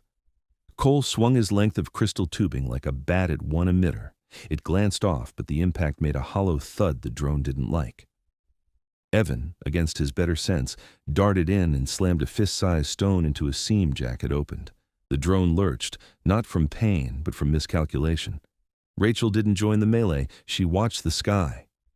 "We're loud," she hissed. "We can't win a war of noise." "Then we end it," Jack said, and feinted left. The drone re-aimed. Claire slipped right. Palms splayed over the hollows. She traced 3 quick beats she hadn't known until that heartbeat. Open, slash, up, slash, blind. The grove responded like a living instrument. mica panes flipped. A sheet of reflected moonlight burst into the drone's sensors from above. For a fraction, it saw only star-white blank. Jack cut again, an ugly, necessary stroke, and the limb carrying the last intact net ring clattered to the ground, twitching. The drone froze. Not a surrender, a recalc. Its surface rippled. It chose retreat, sliding backward as fast as a thought, hugging the ravine's shadow, shedding a film of reflective dust that confused light and heat alike. In a breath it was gone into rock and shadow and the low metallic smell of itself. Silence didn't return so much as remember how. The grove's song softened to a tremble. Pollen fell back to small, slow streams. Claire was already on her knees at the elder's side. The elder's wings fluttered once, equivalent of a wince. A thin line like cracked light ran along its right side where a net tendril had grazed it. The glow there flickered. Rachel reached the elder and shifted into practiced motion. "Here, I'm here," she said. Even if the words meant nothing, tone and hands meant everything. She lifted the small med kit, hesitated. Human antiseptic? Then glanced at Claire. Claire tore a pinch of moon moss and crushed it between fingers. It wept blue oil. She held it out. Rachel sniffed, tested a dot on her own skin, waited a beat, then nodded and dabbed the oil gently along the crack of light. The elder's glow steadied, deepened. A faint chord sounded along the pillars, not a song, but a single satisfied note. Heal, gratitude, osh kin, pulsed the elder's wings, and the word kin wasn't literal, but it warmed them anyway. Evan laughed once, shaky and breathless. Cole blew out a long-held breath and leaned his forehead against the nearest stone as if to borrow calm. Jack looked to the ravine rim one more time. "It'll be back," he said, not to frighten anyone, but because truth told straight is sometimes bracing. "It learns." The elder met his gaze. "It learns we sing, you cut, together," its wings said, and for the first time, the pattern for trust stitched between them. Pollen drifted heavier now, as if the grove had relaxed and let itself breathe full again. Outside the pillars, the forest's chorus returned in threads, leaf tones, small chimes, the distant call of something low and content. Claire realized her hands were shaking. Jack's fingers brushed the back of hers, a touch as brief as a blessing. She looked up. His smile was a crooked thing, half apology, half relief. The look held. "You okay?" "I am now." A wind rose. No, not wind. The first breath of a pollen storm shouldering up from the west. They could taste it before they saw it, a faint mineral sweetness like rain promised across a city after weeks of heat. The elder's wings brightened and folded, brightened and folded, shelter slash close slash wait. Pillars rotated, mica panes overlapped to make a cupped hollow in the grove's heart. The elder gestured them in, echoing Rachel's earlier tone. "Here, I'm here." They huddled in the hollow as the storm walked over the grove. Pollen came in sheets, comet dust, cold fire, a shiver of light on their skin. The sound was not rain. It was silk, pulled through rings, a million threads saying now. Jack put his shoulder to Claire's, a human wall in a not-quite world. She leaned back without thought, breath sinking to the grove's cooled pulse. Evan pressed close to Rachel, who tucked him nearer with no comment. Cole held the humming tool against his chest like an old lucky wrench. In the hush between gusts, Claire turned her face up. Pollen drew soft lines across her cheekbones like war paint put on by friendly hands. Jack's breath warmed her temple for a second. She glanced sideways and found him already watching. The look they shared held no drama. It was the plainest thing they'd had since the fall, alive here together. Their first kiss was not a conquest, not a relief valve, not a reward. It was a recognition under a sky that had decided to sing, small, sure, brief. It tasted faintly of mineral and something sweet she could not name. The grove held them. The storm wrote soft spirals over their shoulders and then moved on. When the gale passed, the mica panes ratcheted open in slow clicks. Moonlight pooled in. The elder stood with its right side brighter where Rachel's blue oil had sealed the crack. Its wings wrote a new chord over their heads, path/west/soon, and beneath that chord, quieter, a minor line only Claire could hear. Hope. Jack rose and straightened, shard blade across his back, posture easy for the first time in days. "We move when the air clears," he said, "together." The grove answered with light, and somewhere at the ravine's rim a small stone slid, the only sign that a wound of metal in the night had paused to listen and learn. The forest breathed, the moon held its watch, and the five of them, no longer only five, waited in the cupped palm of a world that had begun, gently, to trust them back. Chapter 10. Toward the pillars. The world was new-washed after the pollen storm. A faint shimmer still drifted along the ground like morning mist, but the air above the grove was clear, the moon sharp-edged and white against a cobalt sky. Where the elder's wing had been cracked the night before, the glow was steady again, a slow pulse like a healthy heartbeat. Jack stood at the grove's rim, watching the moonlight draw silver outlines along every ridge.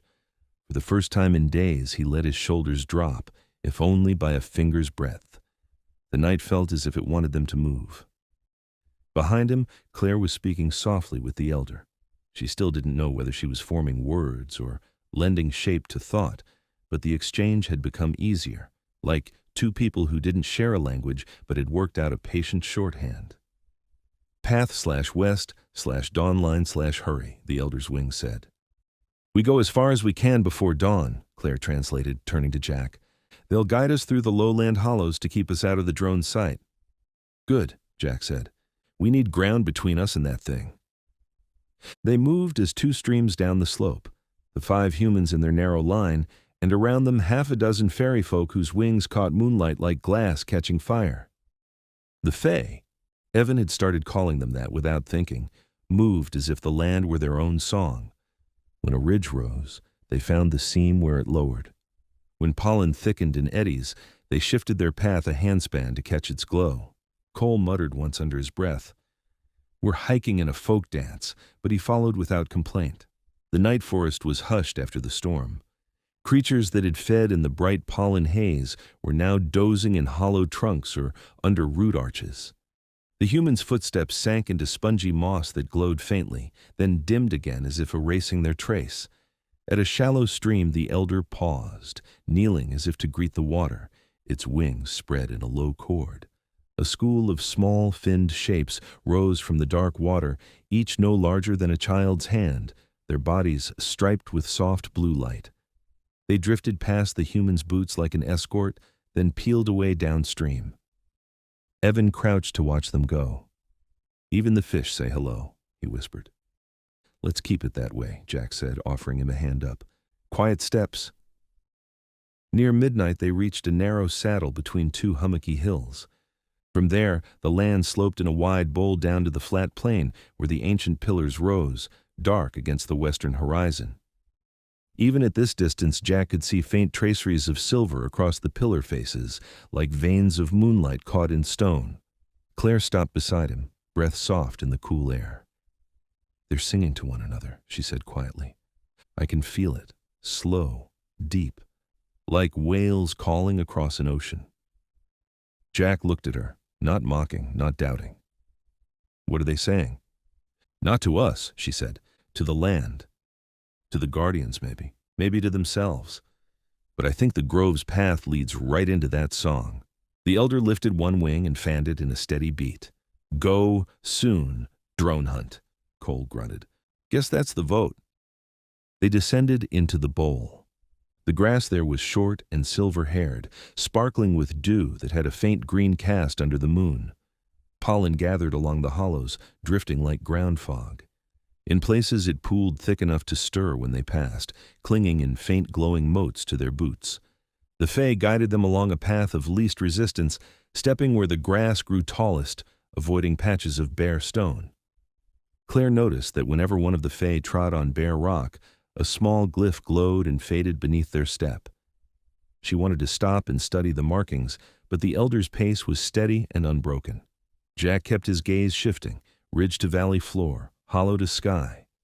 He saw no movement at their rear, but several times he caught pollen shifting sideways against the night's breath.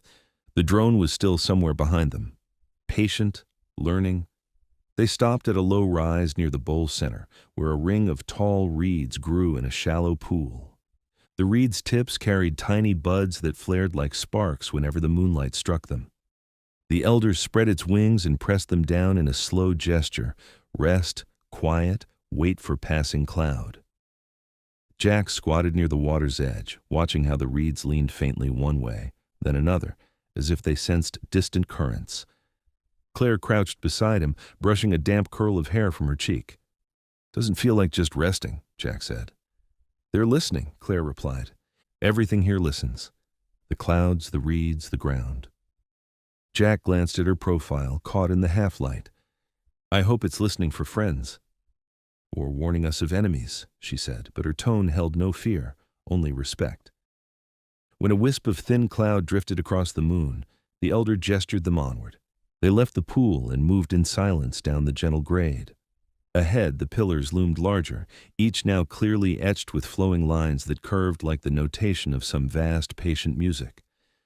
The western sky held a faint haze, not cloud, but something else, a mist rising from the flat between the pillars. Claire caught the taste of mineral on the air. The Fae moved with care as they neared it. Rachel leaned closer to Jack as they walked. "Feels like a threshold," she said. Jack nodded. "Keep sharp." Cole shifted the humming tool to his other hand, fingers white around the handle. Evan's camera stayed untouched at his chest. For once, he didn't try to capture what he saw, as if it would be wrong to interrupt. They reached the foot of the first pillar as the moon stood just past its peak. Up close, the stone wasn't smooth but layered. Thin sheets fused together like the pages of a book turned to rock. Between some of the layers, a faint light glowed, pulsing in time with a rhythm too slow to be heartbeat, but too even to be chance. Claire reached out but didn't touch, letting her hand hover a breath away. "I can feel it humming," she whispered. The elder stepped forward and pressed its palm to the pillar. The light along the seams brightened, then arced to the next pillar, then the next, until the nearest half-dozen were joined in a slow pulse of silver. A line of glyphs lit up at Jack's eye level, curving around the pillar's face like a garland. Jack's instinct as a soldier was to look for threat, but what he felt was not threat. It was attention, like standing under a beacon that had just turned its lens toward them. "What's it saying?" he asked quietly. Claire closed her eyes, feeling the slow vibration. "Call answered," she said at last. "Something far away has heard." The elder turned, wings framing a cord whose edges trembled. Heard, distant, coming, danger still. Jack let out a slow breath. "Then we hold on till it gets here." From somewhere behind them, out beyond the bowl's rim, a faint metallic note chimed. Not loud, but it carried. The Fae stilled, wings angled. The pollen near the reeds at the pool's edge began to swirl in restless spirals. The drone was still hunting. Jack shifted his weight, eyes on the darkness. "We need a plan," he murmured to Cole. Cole nodded toward the pillars. "Looks like these things were built to talk. Maybe we can make them shout." Claire looked from one to the other. "They can resonate, if we find the right sequence." "Not tonight," Jack said, but his eyes stayed on the humming seams in the stone. "Tonight we survive. Tomorrow we learn to sing back." He turned to the elder.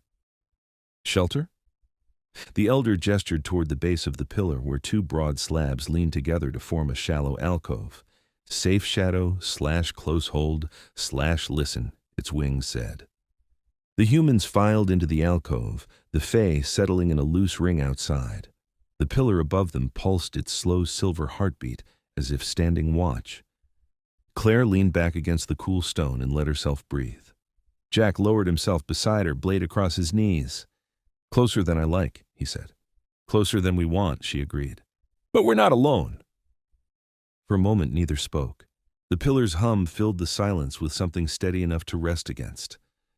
Out on the plain, far beyond the bowl, a shadow detached itself from the rocks and began to move, not hurried but inexorable, drawn by the same faint moonlit song that had brought the humans west.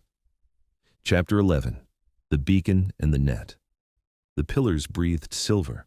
From the alcove's mouth, Jack watched the slow pulse chase along the seams, pillar to pillar, like a heartbeat traveling a body larger than any creature had a right to be.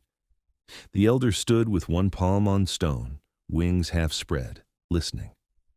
Claire could feel the resonance through the soles of her boots. It buzzed at the edge of thought like a word almost remembered. "Can they amplify?" Jack asked, voice low. Turn a whisper into a flare. Claire laid her palm near the elder's. She didn't press, she matched. The hum deepened, the way two voices can make a third tone between them. "Yes," she said, breathless, "but not alone." Cole tapped the satchel at his hip. Inside, the alien bracelet key, salvaged from the wreck, glowed faintly where its ridged surface met his palm. "I've been dying to crash the party," he said. Humor was how he held fear by the throat. "Question is, does this plug into that without making us explode?" Rachel leaned past him to check the cut along Jack's arm again, clean, sealed with blue oil. "If you can interface without frying the circuit, or yourself, we might get our call out, but we won't have all night. That thing is moving." "That thing," chimed its intent like a tuning fork miles away. The sound threaded the bowl, too thin to be noise, too sharp to ignore. Evan flinched, then steadied himself, hands tight on the camera he wasn't using. The elder took its hand from the pillar. Wings shifting, it drew into the dust with a fingertip. A circle for the pillar they sheltered under, 3 smaller circles for the adjacent stones, a line arcing outward, call/spread/far. Then, a jagged mark scribed from the south, hunt. The elder's glow guttered a fraction on the last stroke. It looked to Claire. "Hurry, careful, together." Jack nodded once, making the decision into a thing the night could lean on. "We rig a beacon." Claire with Cole. "I'll watch the south. Rachel, keep Evan with you. Elder dash." The elder had already moved to the neighboring pillar, palm flat, aligning its light with the stone's cadence. 2 younger Fae slipped to the 3rd and 4th pillars, wings arrhythmic at first, then settling into the deep, patient beat. The bowl began to hum like a cello under bowed hands. Cole knelt at the pillar's base and ran a thumb along the stone, feeling for a seam. "Come on, sweetheart. Show me a service panel." Claire crouched beside him, watching the glyphs brighten and dim with the pulse. She reached out, hesitated, then traced a curve in the pattern, one of the same spirals she'd seen in the grove. The stone didn't open. It softened. A slit appeared where there had been none, the way ice will yield to a warm knife. Cole whooped under his breath. "That's my girl." He slid the bracelet's ridged edge into the slit and felt it catch with a click so quiet it might only have been a feeling. The bracelet's inner rings began to turn, slow as a clock that had slept too long. Lines lit beneath the surface of the pillar, sketching a circuit in light. "Talk to me," Jack murmured without looking back. "Interface handshake," Cole said, hands steady now that the doing had begun. Bracelets spinning up a pattern, pillars answering. "Claire, give me that spiral again, then hold." "No, slower." Claire traced. The pillar's light agreed with them, pulse syncing. The next pillar answered, a half-beat behind. The 3rd took the rhythm and smoothed it, until the 4 stones sang a chord, deep enough to settle Jack's breath where he stood. The drone chimed again, closer. This time the note came with a second, sourer tone, like a violin string tuned wrong on purpose. Pollen along the south rim swirled and sank, making a lane of clearer air. Jack lifted the shard blade and moved 3 paces out from the alcove, weight forward. Rachel and Evan knelt with backs to the pillar, eyes scanning the bowl. "If it nets," Rachel said quietly, "you cut the net off the person first, then the anchor. It hardens from center out. Don't fight it where it's strong." Evan swallowed. "Got it." The pillar's hum climbed another half note. In the bracelet, an inner ring clicked over a ridge and locked. A thin strand of light leaped from their pillar to the nearest and hung there like a thread of still lightning. Then another arced outward to the next, and the next, until a web traced the nearest stones. "Cole," Claire whispered, feeling the low resonance stack until it became a shape in her ribs. "It's ready." "Say please," Cole said, mouth quirking, then slapped the bracelet's outer rim. The cord unfurled. It didn't explode or blaze or roar. It reached. The light in the seams steadied, the arcs between pillars fattened a fraction. The hum leaped octave by octave without getting louder, only deeper, until the bowl itself seemed to carry the note. Claire felt the call as pressure behind her eyes. Here, endangered, answer, not in any language humans had written, but in the old math of breath and heartbeat and pulse over distance. Something answered. Not here. Not near. Far enough that the answer was a promise more than a presence. A faint, doubled tone, like a star remembering its own name. Claire's throat tightened. She squeezed Cole's shoulder hard enough to make him grunt. "Don't thank me yet," he said. "We just lit a bonfire for friends and wolves both." The wolf arrived. It came low, a ripple of metal hugging the ground, shedding a film of reflective dust that confused heat and light in the second it needed to cross the open. When it broke into the bowl proper, the pillar's hum stuttered, no, not from fear, from interference. The drone was singing at them. It had listened, learned, and brought a sour counternote meant to tangle their signal. "Left!" Jack barked. The drone flared and a ring fired. The net came out not as rope, but as foam that hardened mid-flight, curving like a thrown shield.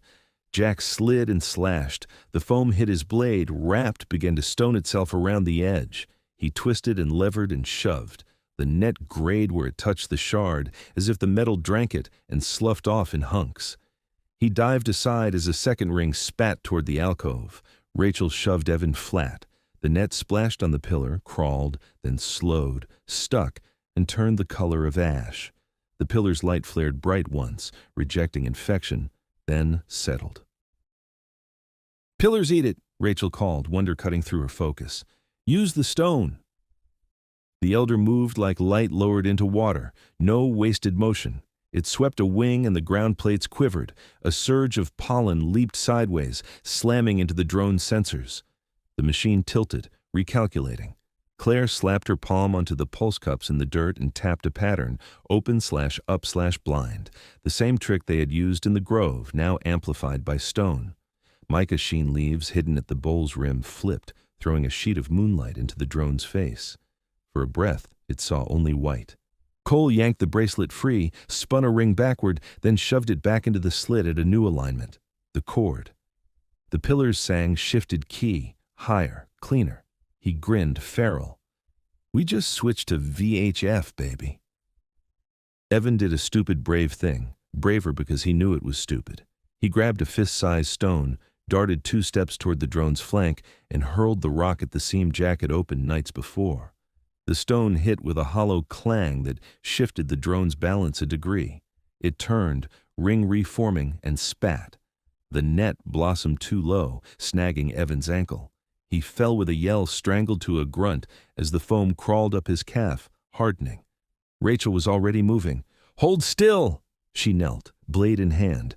Cole had given her a sharpened shard hours ago and sliced at the net where it was thinnest, just beyond the thickening line. The foam resisted, then cracked. She levered, snapped, and peeled. Evan gasped, then choked a laugh that was almost a sob. Jack fainted right. The drone committed, ring pivoted, and Jack went left, sliding under the arc of the emitter. He drove the shard up into the seam where 2 plates met and twisted. The drone bucked, folding like a bad hinge. A distress squeal cut the air, metal's version of pain. "Claire!" he shouted. She was already there, hands on stone, breath-shaping pressure. She felt the pillar's song like a rope in her fists. She pulled, no muscle, only tone, and the arcs between pillars brightened to blades. The cord focused, not at the drone, above it. The air rang. The foam net the machine had been about to fire shivered apart before it left the ring, dissolving to inert dust that fell like gray snow. The drone chose a new solution. Retreat under cover. It slid backward toward the rim, smearing reflective grit like an octopus clouding water. The pillar's hum wavered. Interference made the arcs quiver. Cole hissed through his teeth. "Don't you dare!" "Hold it," Jack snapped. Claire shoved her palms harder against the ground, fingers splayed on the old pulse cups. She didn't know the words for what she asked. She asked anyway, with breath and bone. "Keep sustain through." The elder's hand landed beside hers, slender fingers on the stone, wings low and steady. The young fae at the adjacent pillars responded, their light deepening until the arc steadied and the interference slipped like a blade off a shield. The drone fled to the bull's lip and went still, gauging. It had wounds now, one emitter bent, one ring sheared and useless, a seam leaking shadow where Jack's blade had bitten deep. It wasn't beaten. It was learning again. "Signal?" Jack called, eyes never leaving the rim. Cole glanced at the bracelet. A tiny inner ring had rotated to a mark that hadn't been visible before. His voice was oddly gentle. "Locked. We're heard." Claire felt it too, like a distant star warming at the edge of the sky behind her eyes. Not arrival. Approach. The cord of it slid beneath the pillar's song like a keel underwater. The drone made one last, ugly attempt. It flung a small object, not a net this time, but a puck that skipped and stuck to the base of the nearest pillar. For an instant, nothing happened. Then the pillar's light stuttered, dimmed. Rachel lunged and ripped the puck free with her bare hand. It burned her skin. She hissed, but didn't drop it. Jack kicked it into the shallow pool by the reeds. It sank and died with a sullen bubble. Rachel cradled her palm. The skin there blistered white. Claire tore moon moss and squeezed oil onto the burn. The elder leaned close, added a wing's cool shade. The blister settled into pink relief. Rachel exhaled through her teeth, then offered a breathless grin. "Still here." "Still here," Jack echoed.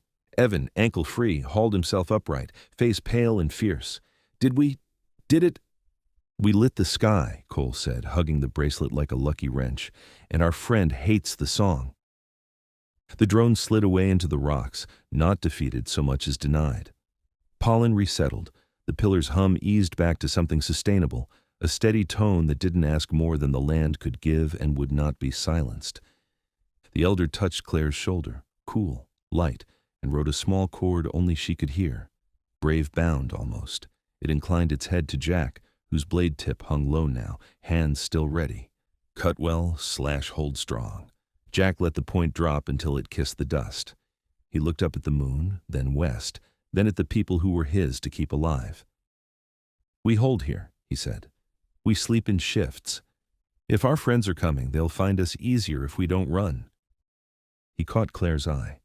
The look between them held fatigue and relief, and something that had survived another test. She reached briefly, touched the back of his hand. He turned his palms so their fingers met, a quick press, then apart. Above them, the pillars kept their patient beat. Far out in the dark, something answered, closer now, not yet seen, but certain as dawn in a world that trusted night. They settled into the alcove, the Fae keeping their quiet ring beyond. Rachel wrapped her palm and doled out sips of water. Evan laughed once at nothing and wiped his eyes with the heel of his hand, embarrassed and unashamed.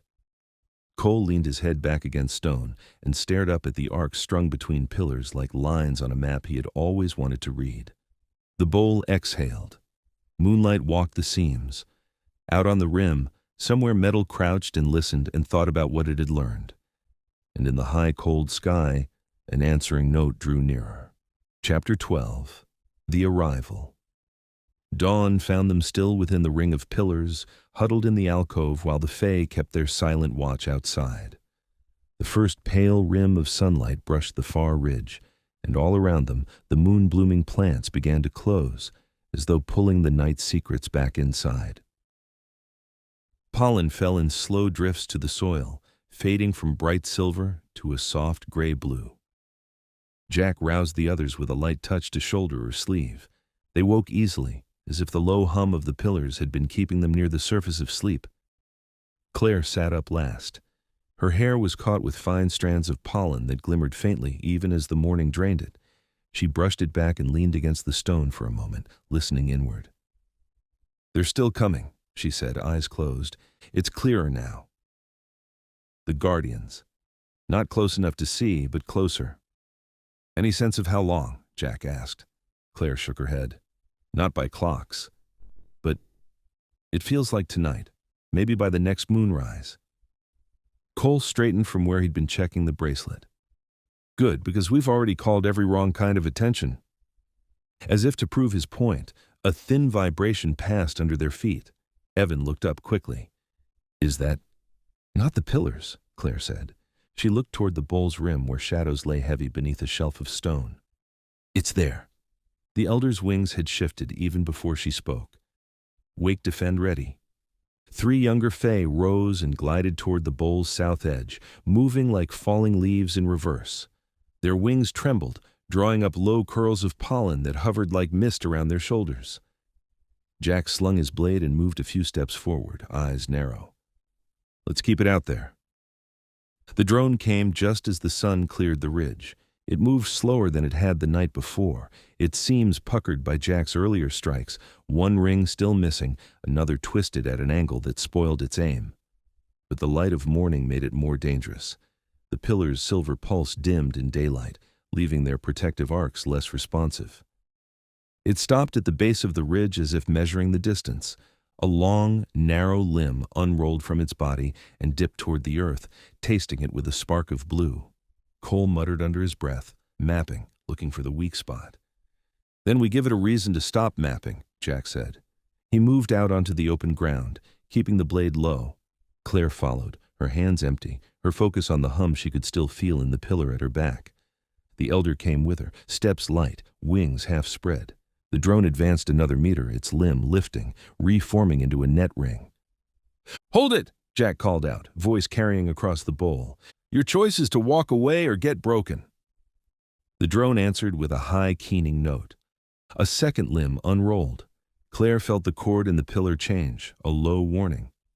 "They can't hold it back in daylight," she said quietly.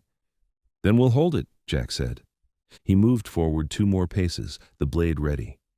Before the drone could strike, a new sound rolled across the sky. It wasn't the drone's metallic chime. It was lower, broader, a hum like the throat of the earth itself. Shadows swept across the bowl. They looked up.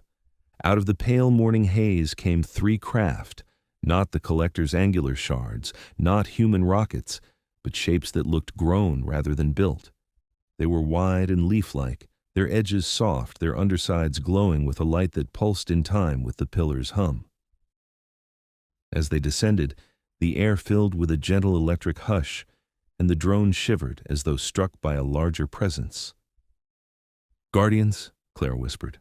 The lead craft slowed over the bowl and spread 3 slender landing struts that touched earth without a sound. Light flared between the struts and reached out like roots into the ground. The drone shrieked, a sound so high it made the air quiver, then whirled to flee. Before it could launch, a beam of pure white lanced down from the lead craft.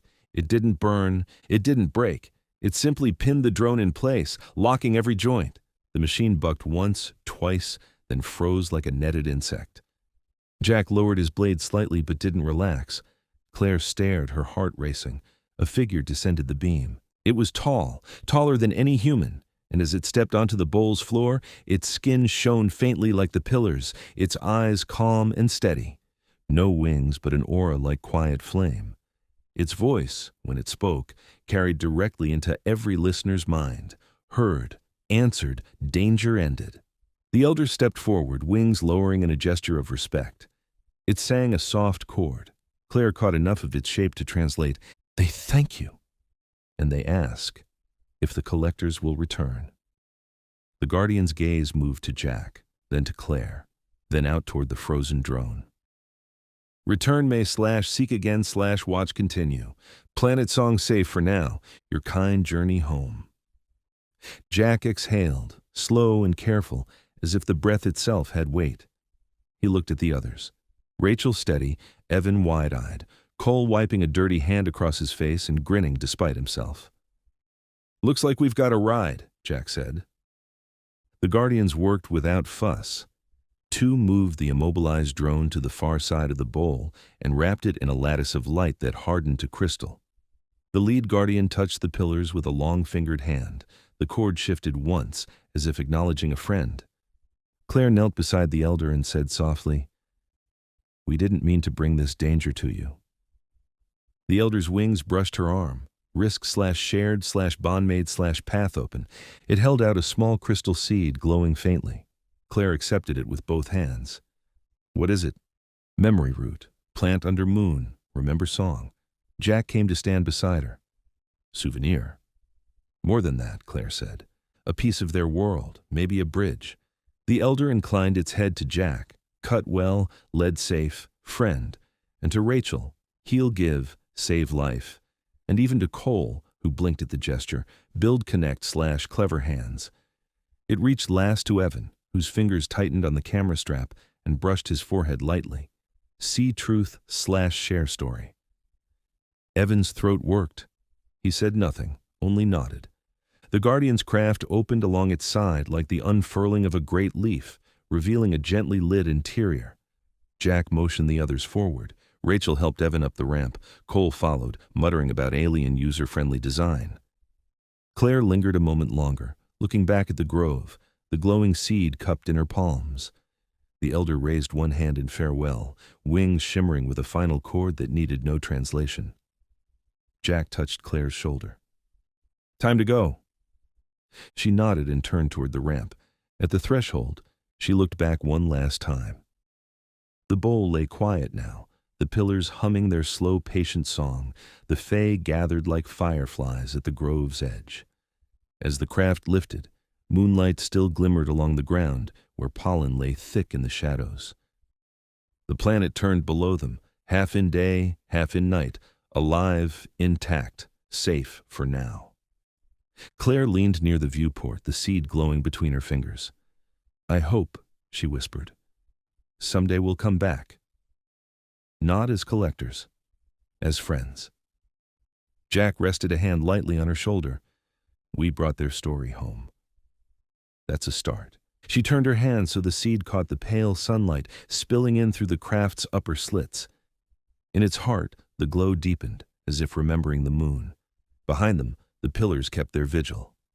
Far away in the quiet void, a signal moved, a note of warning, a note of alliance, a note that said the night was not empty and the songs of worlds could meet. The elder watched the sky long after the craft was gone, listening as the planet's own pulse folded the memory into its endless moonlit hymn. Epilogue. Under Earth's Moon. The press conference had been short by necessity. No one on the team had the patience for long speeches after weeks of survival. A single photo went out to the world. 5 tired humans, still wearing the patched field suits they'd been rescued in, standing before a leaf-shaped Guardian craft on a darkened landing pad. Behind them, soldiers kept their distance. Scientists craned forward like pilgrims. The questions came like rain. Where had they been taken? How had they escaped? What did they bring back? Jack answered little, his voice steady but spare. Claire stood at his side, speaking only when asked about the planet itself, the pollen, the moonlit trees, the fae. She used the word friends, and for a moment the room went still. Cole called the whole experience a crash course in alien tech, earning a few strained laughs. Rachel declined interviews altogether, tending to Evan's healing ankle and to the burn on her own palm, which had left a pale crescent-shaped scar. Evan said almost nothing. He carried his camera like a shield. That night, the 5 of them were finally released from the debrief rooms. They went their separate ways, but not far, all housed for now in a secure research compound near a wide coastal bay. The sky there was clean of city light. The moon was bright. Claire stood on the compound's low terrace with the sea breathing quietly below. She held the crystal seed cupped in both hands. Under Earth's moonlight, it glowed faintly, as if remembering. Jack came up beside her, leaning on the rail. For a while he said nothing. The 2 of them watched the moon's pale path on the water. Finally he asked, "You think it'll grow?" "Under the right light," Claire said. "It wasn't just a keepsake." The elder called it a memory root. "I think it carries not just their life, but a fragment of their song. If we can keep it alive, we'll have a living bridge back to that world." Jack tilted his head, studying the seed. "Earth's not exactly moonlit most of the time." Claire smiled a little. "That's why I asked for the greenhouse by the coast. We'll give it the moon when it needs it." Jack's smile was brief, softer than the ones he used on cameras. "You always think of the next step." "That's what kept us alive," she said quietly. Their eyes met for a moment. There were things neither said, about the kiss under the pollen storm, about the nights of fear and the trust born in danger. But the look carried enough. Later that night, Evan crept out to the terrace with his camera. He framed the moon between the seedling greenhouse and the ocean. When he lowered the lens, He thought he saw a thin silver arc low on the horizon, as if a star had drawn a line while moving. He blinked. It was gone. He didn't mention it. Not yet. Weeks passed. The crystal seed took root in a bed of fine white sand beneath a dome of filtered moonlight.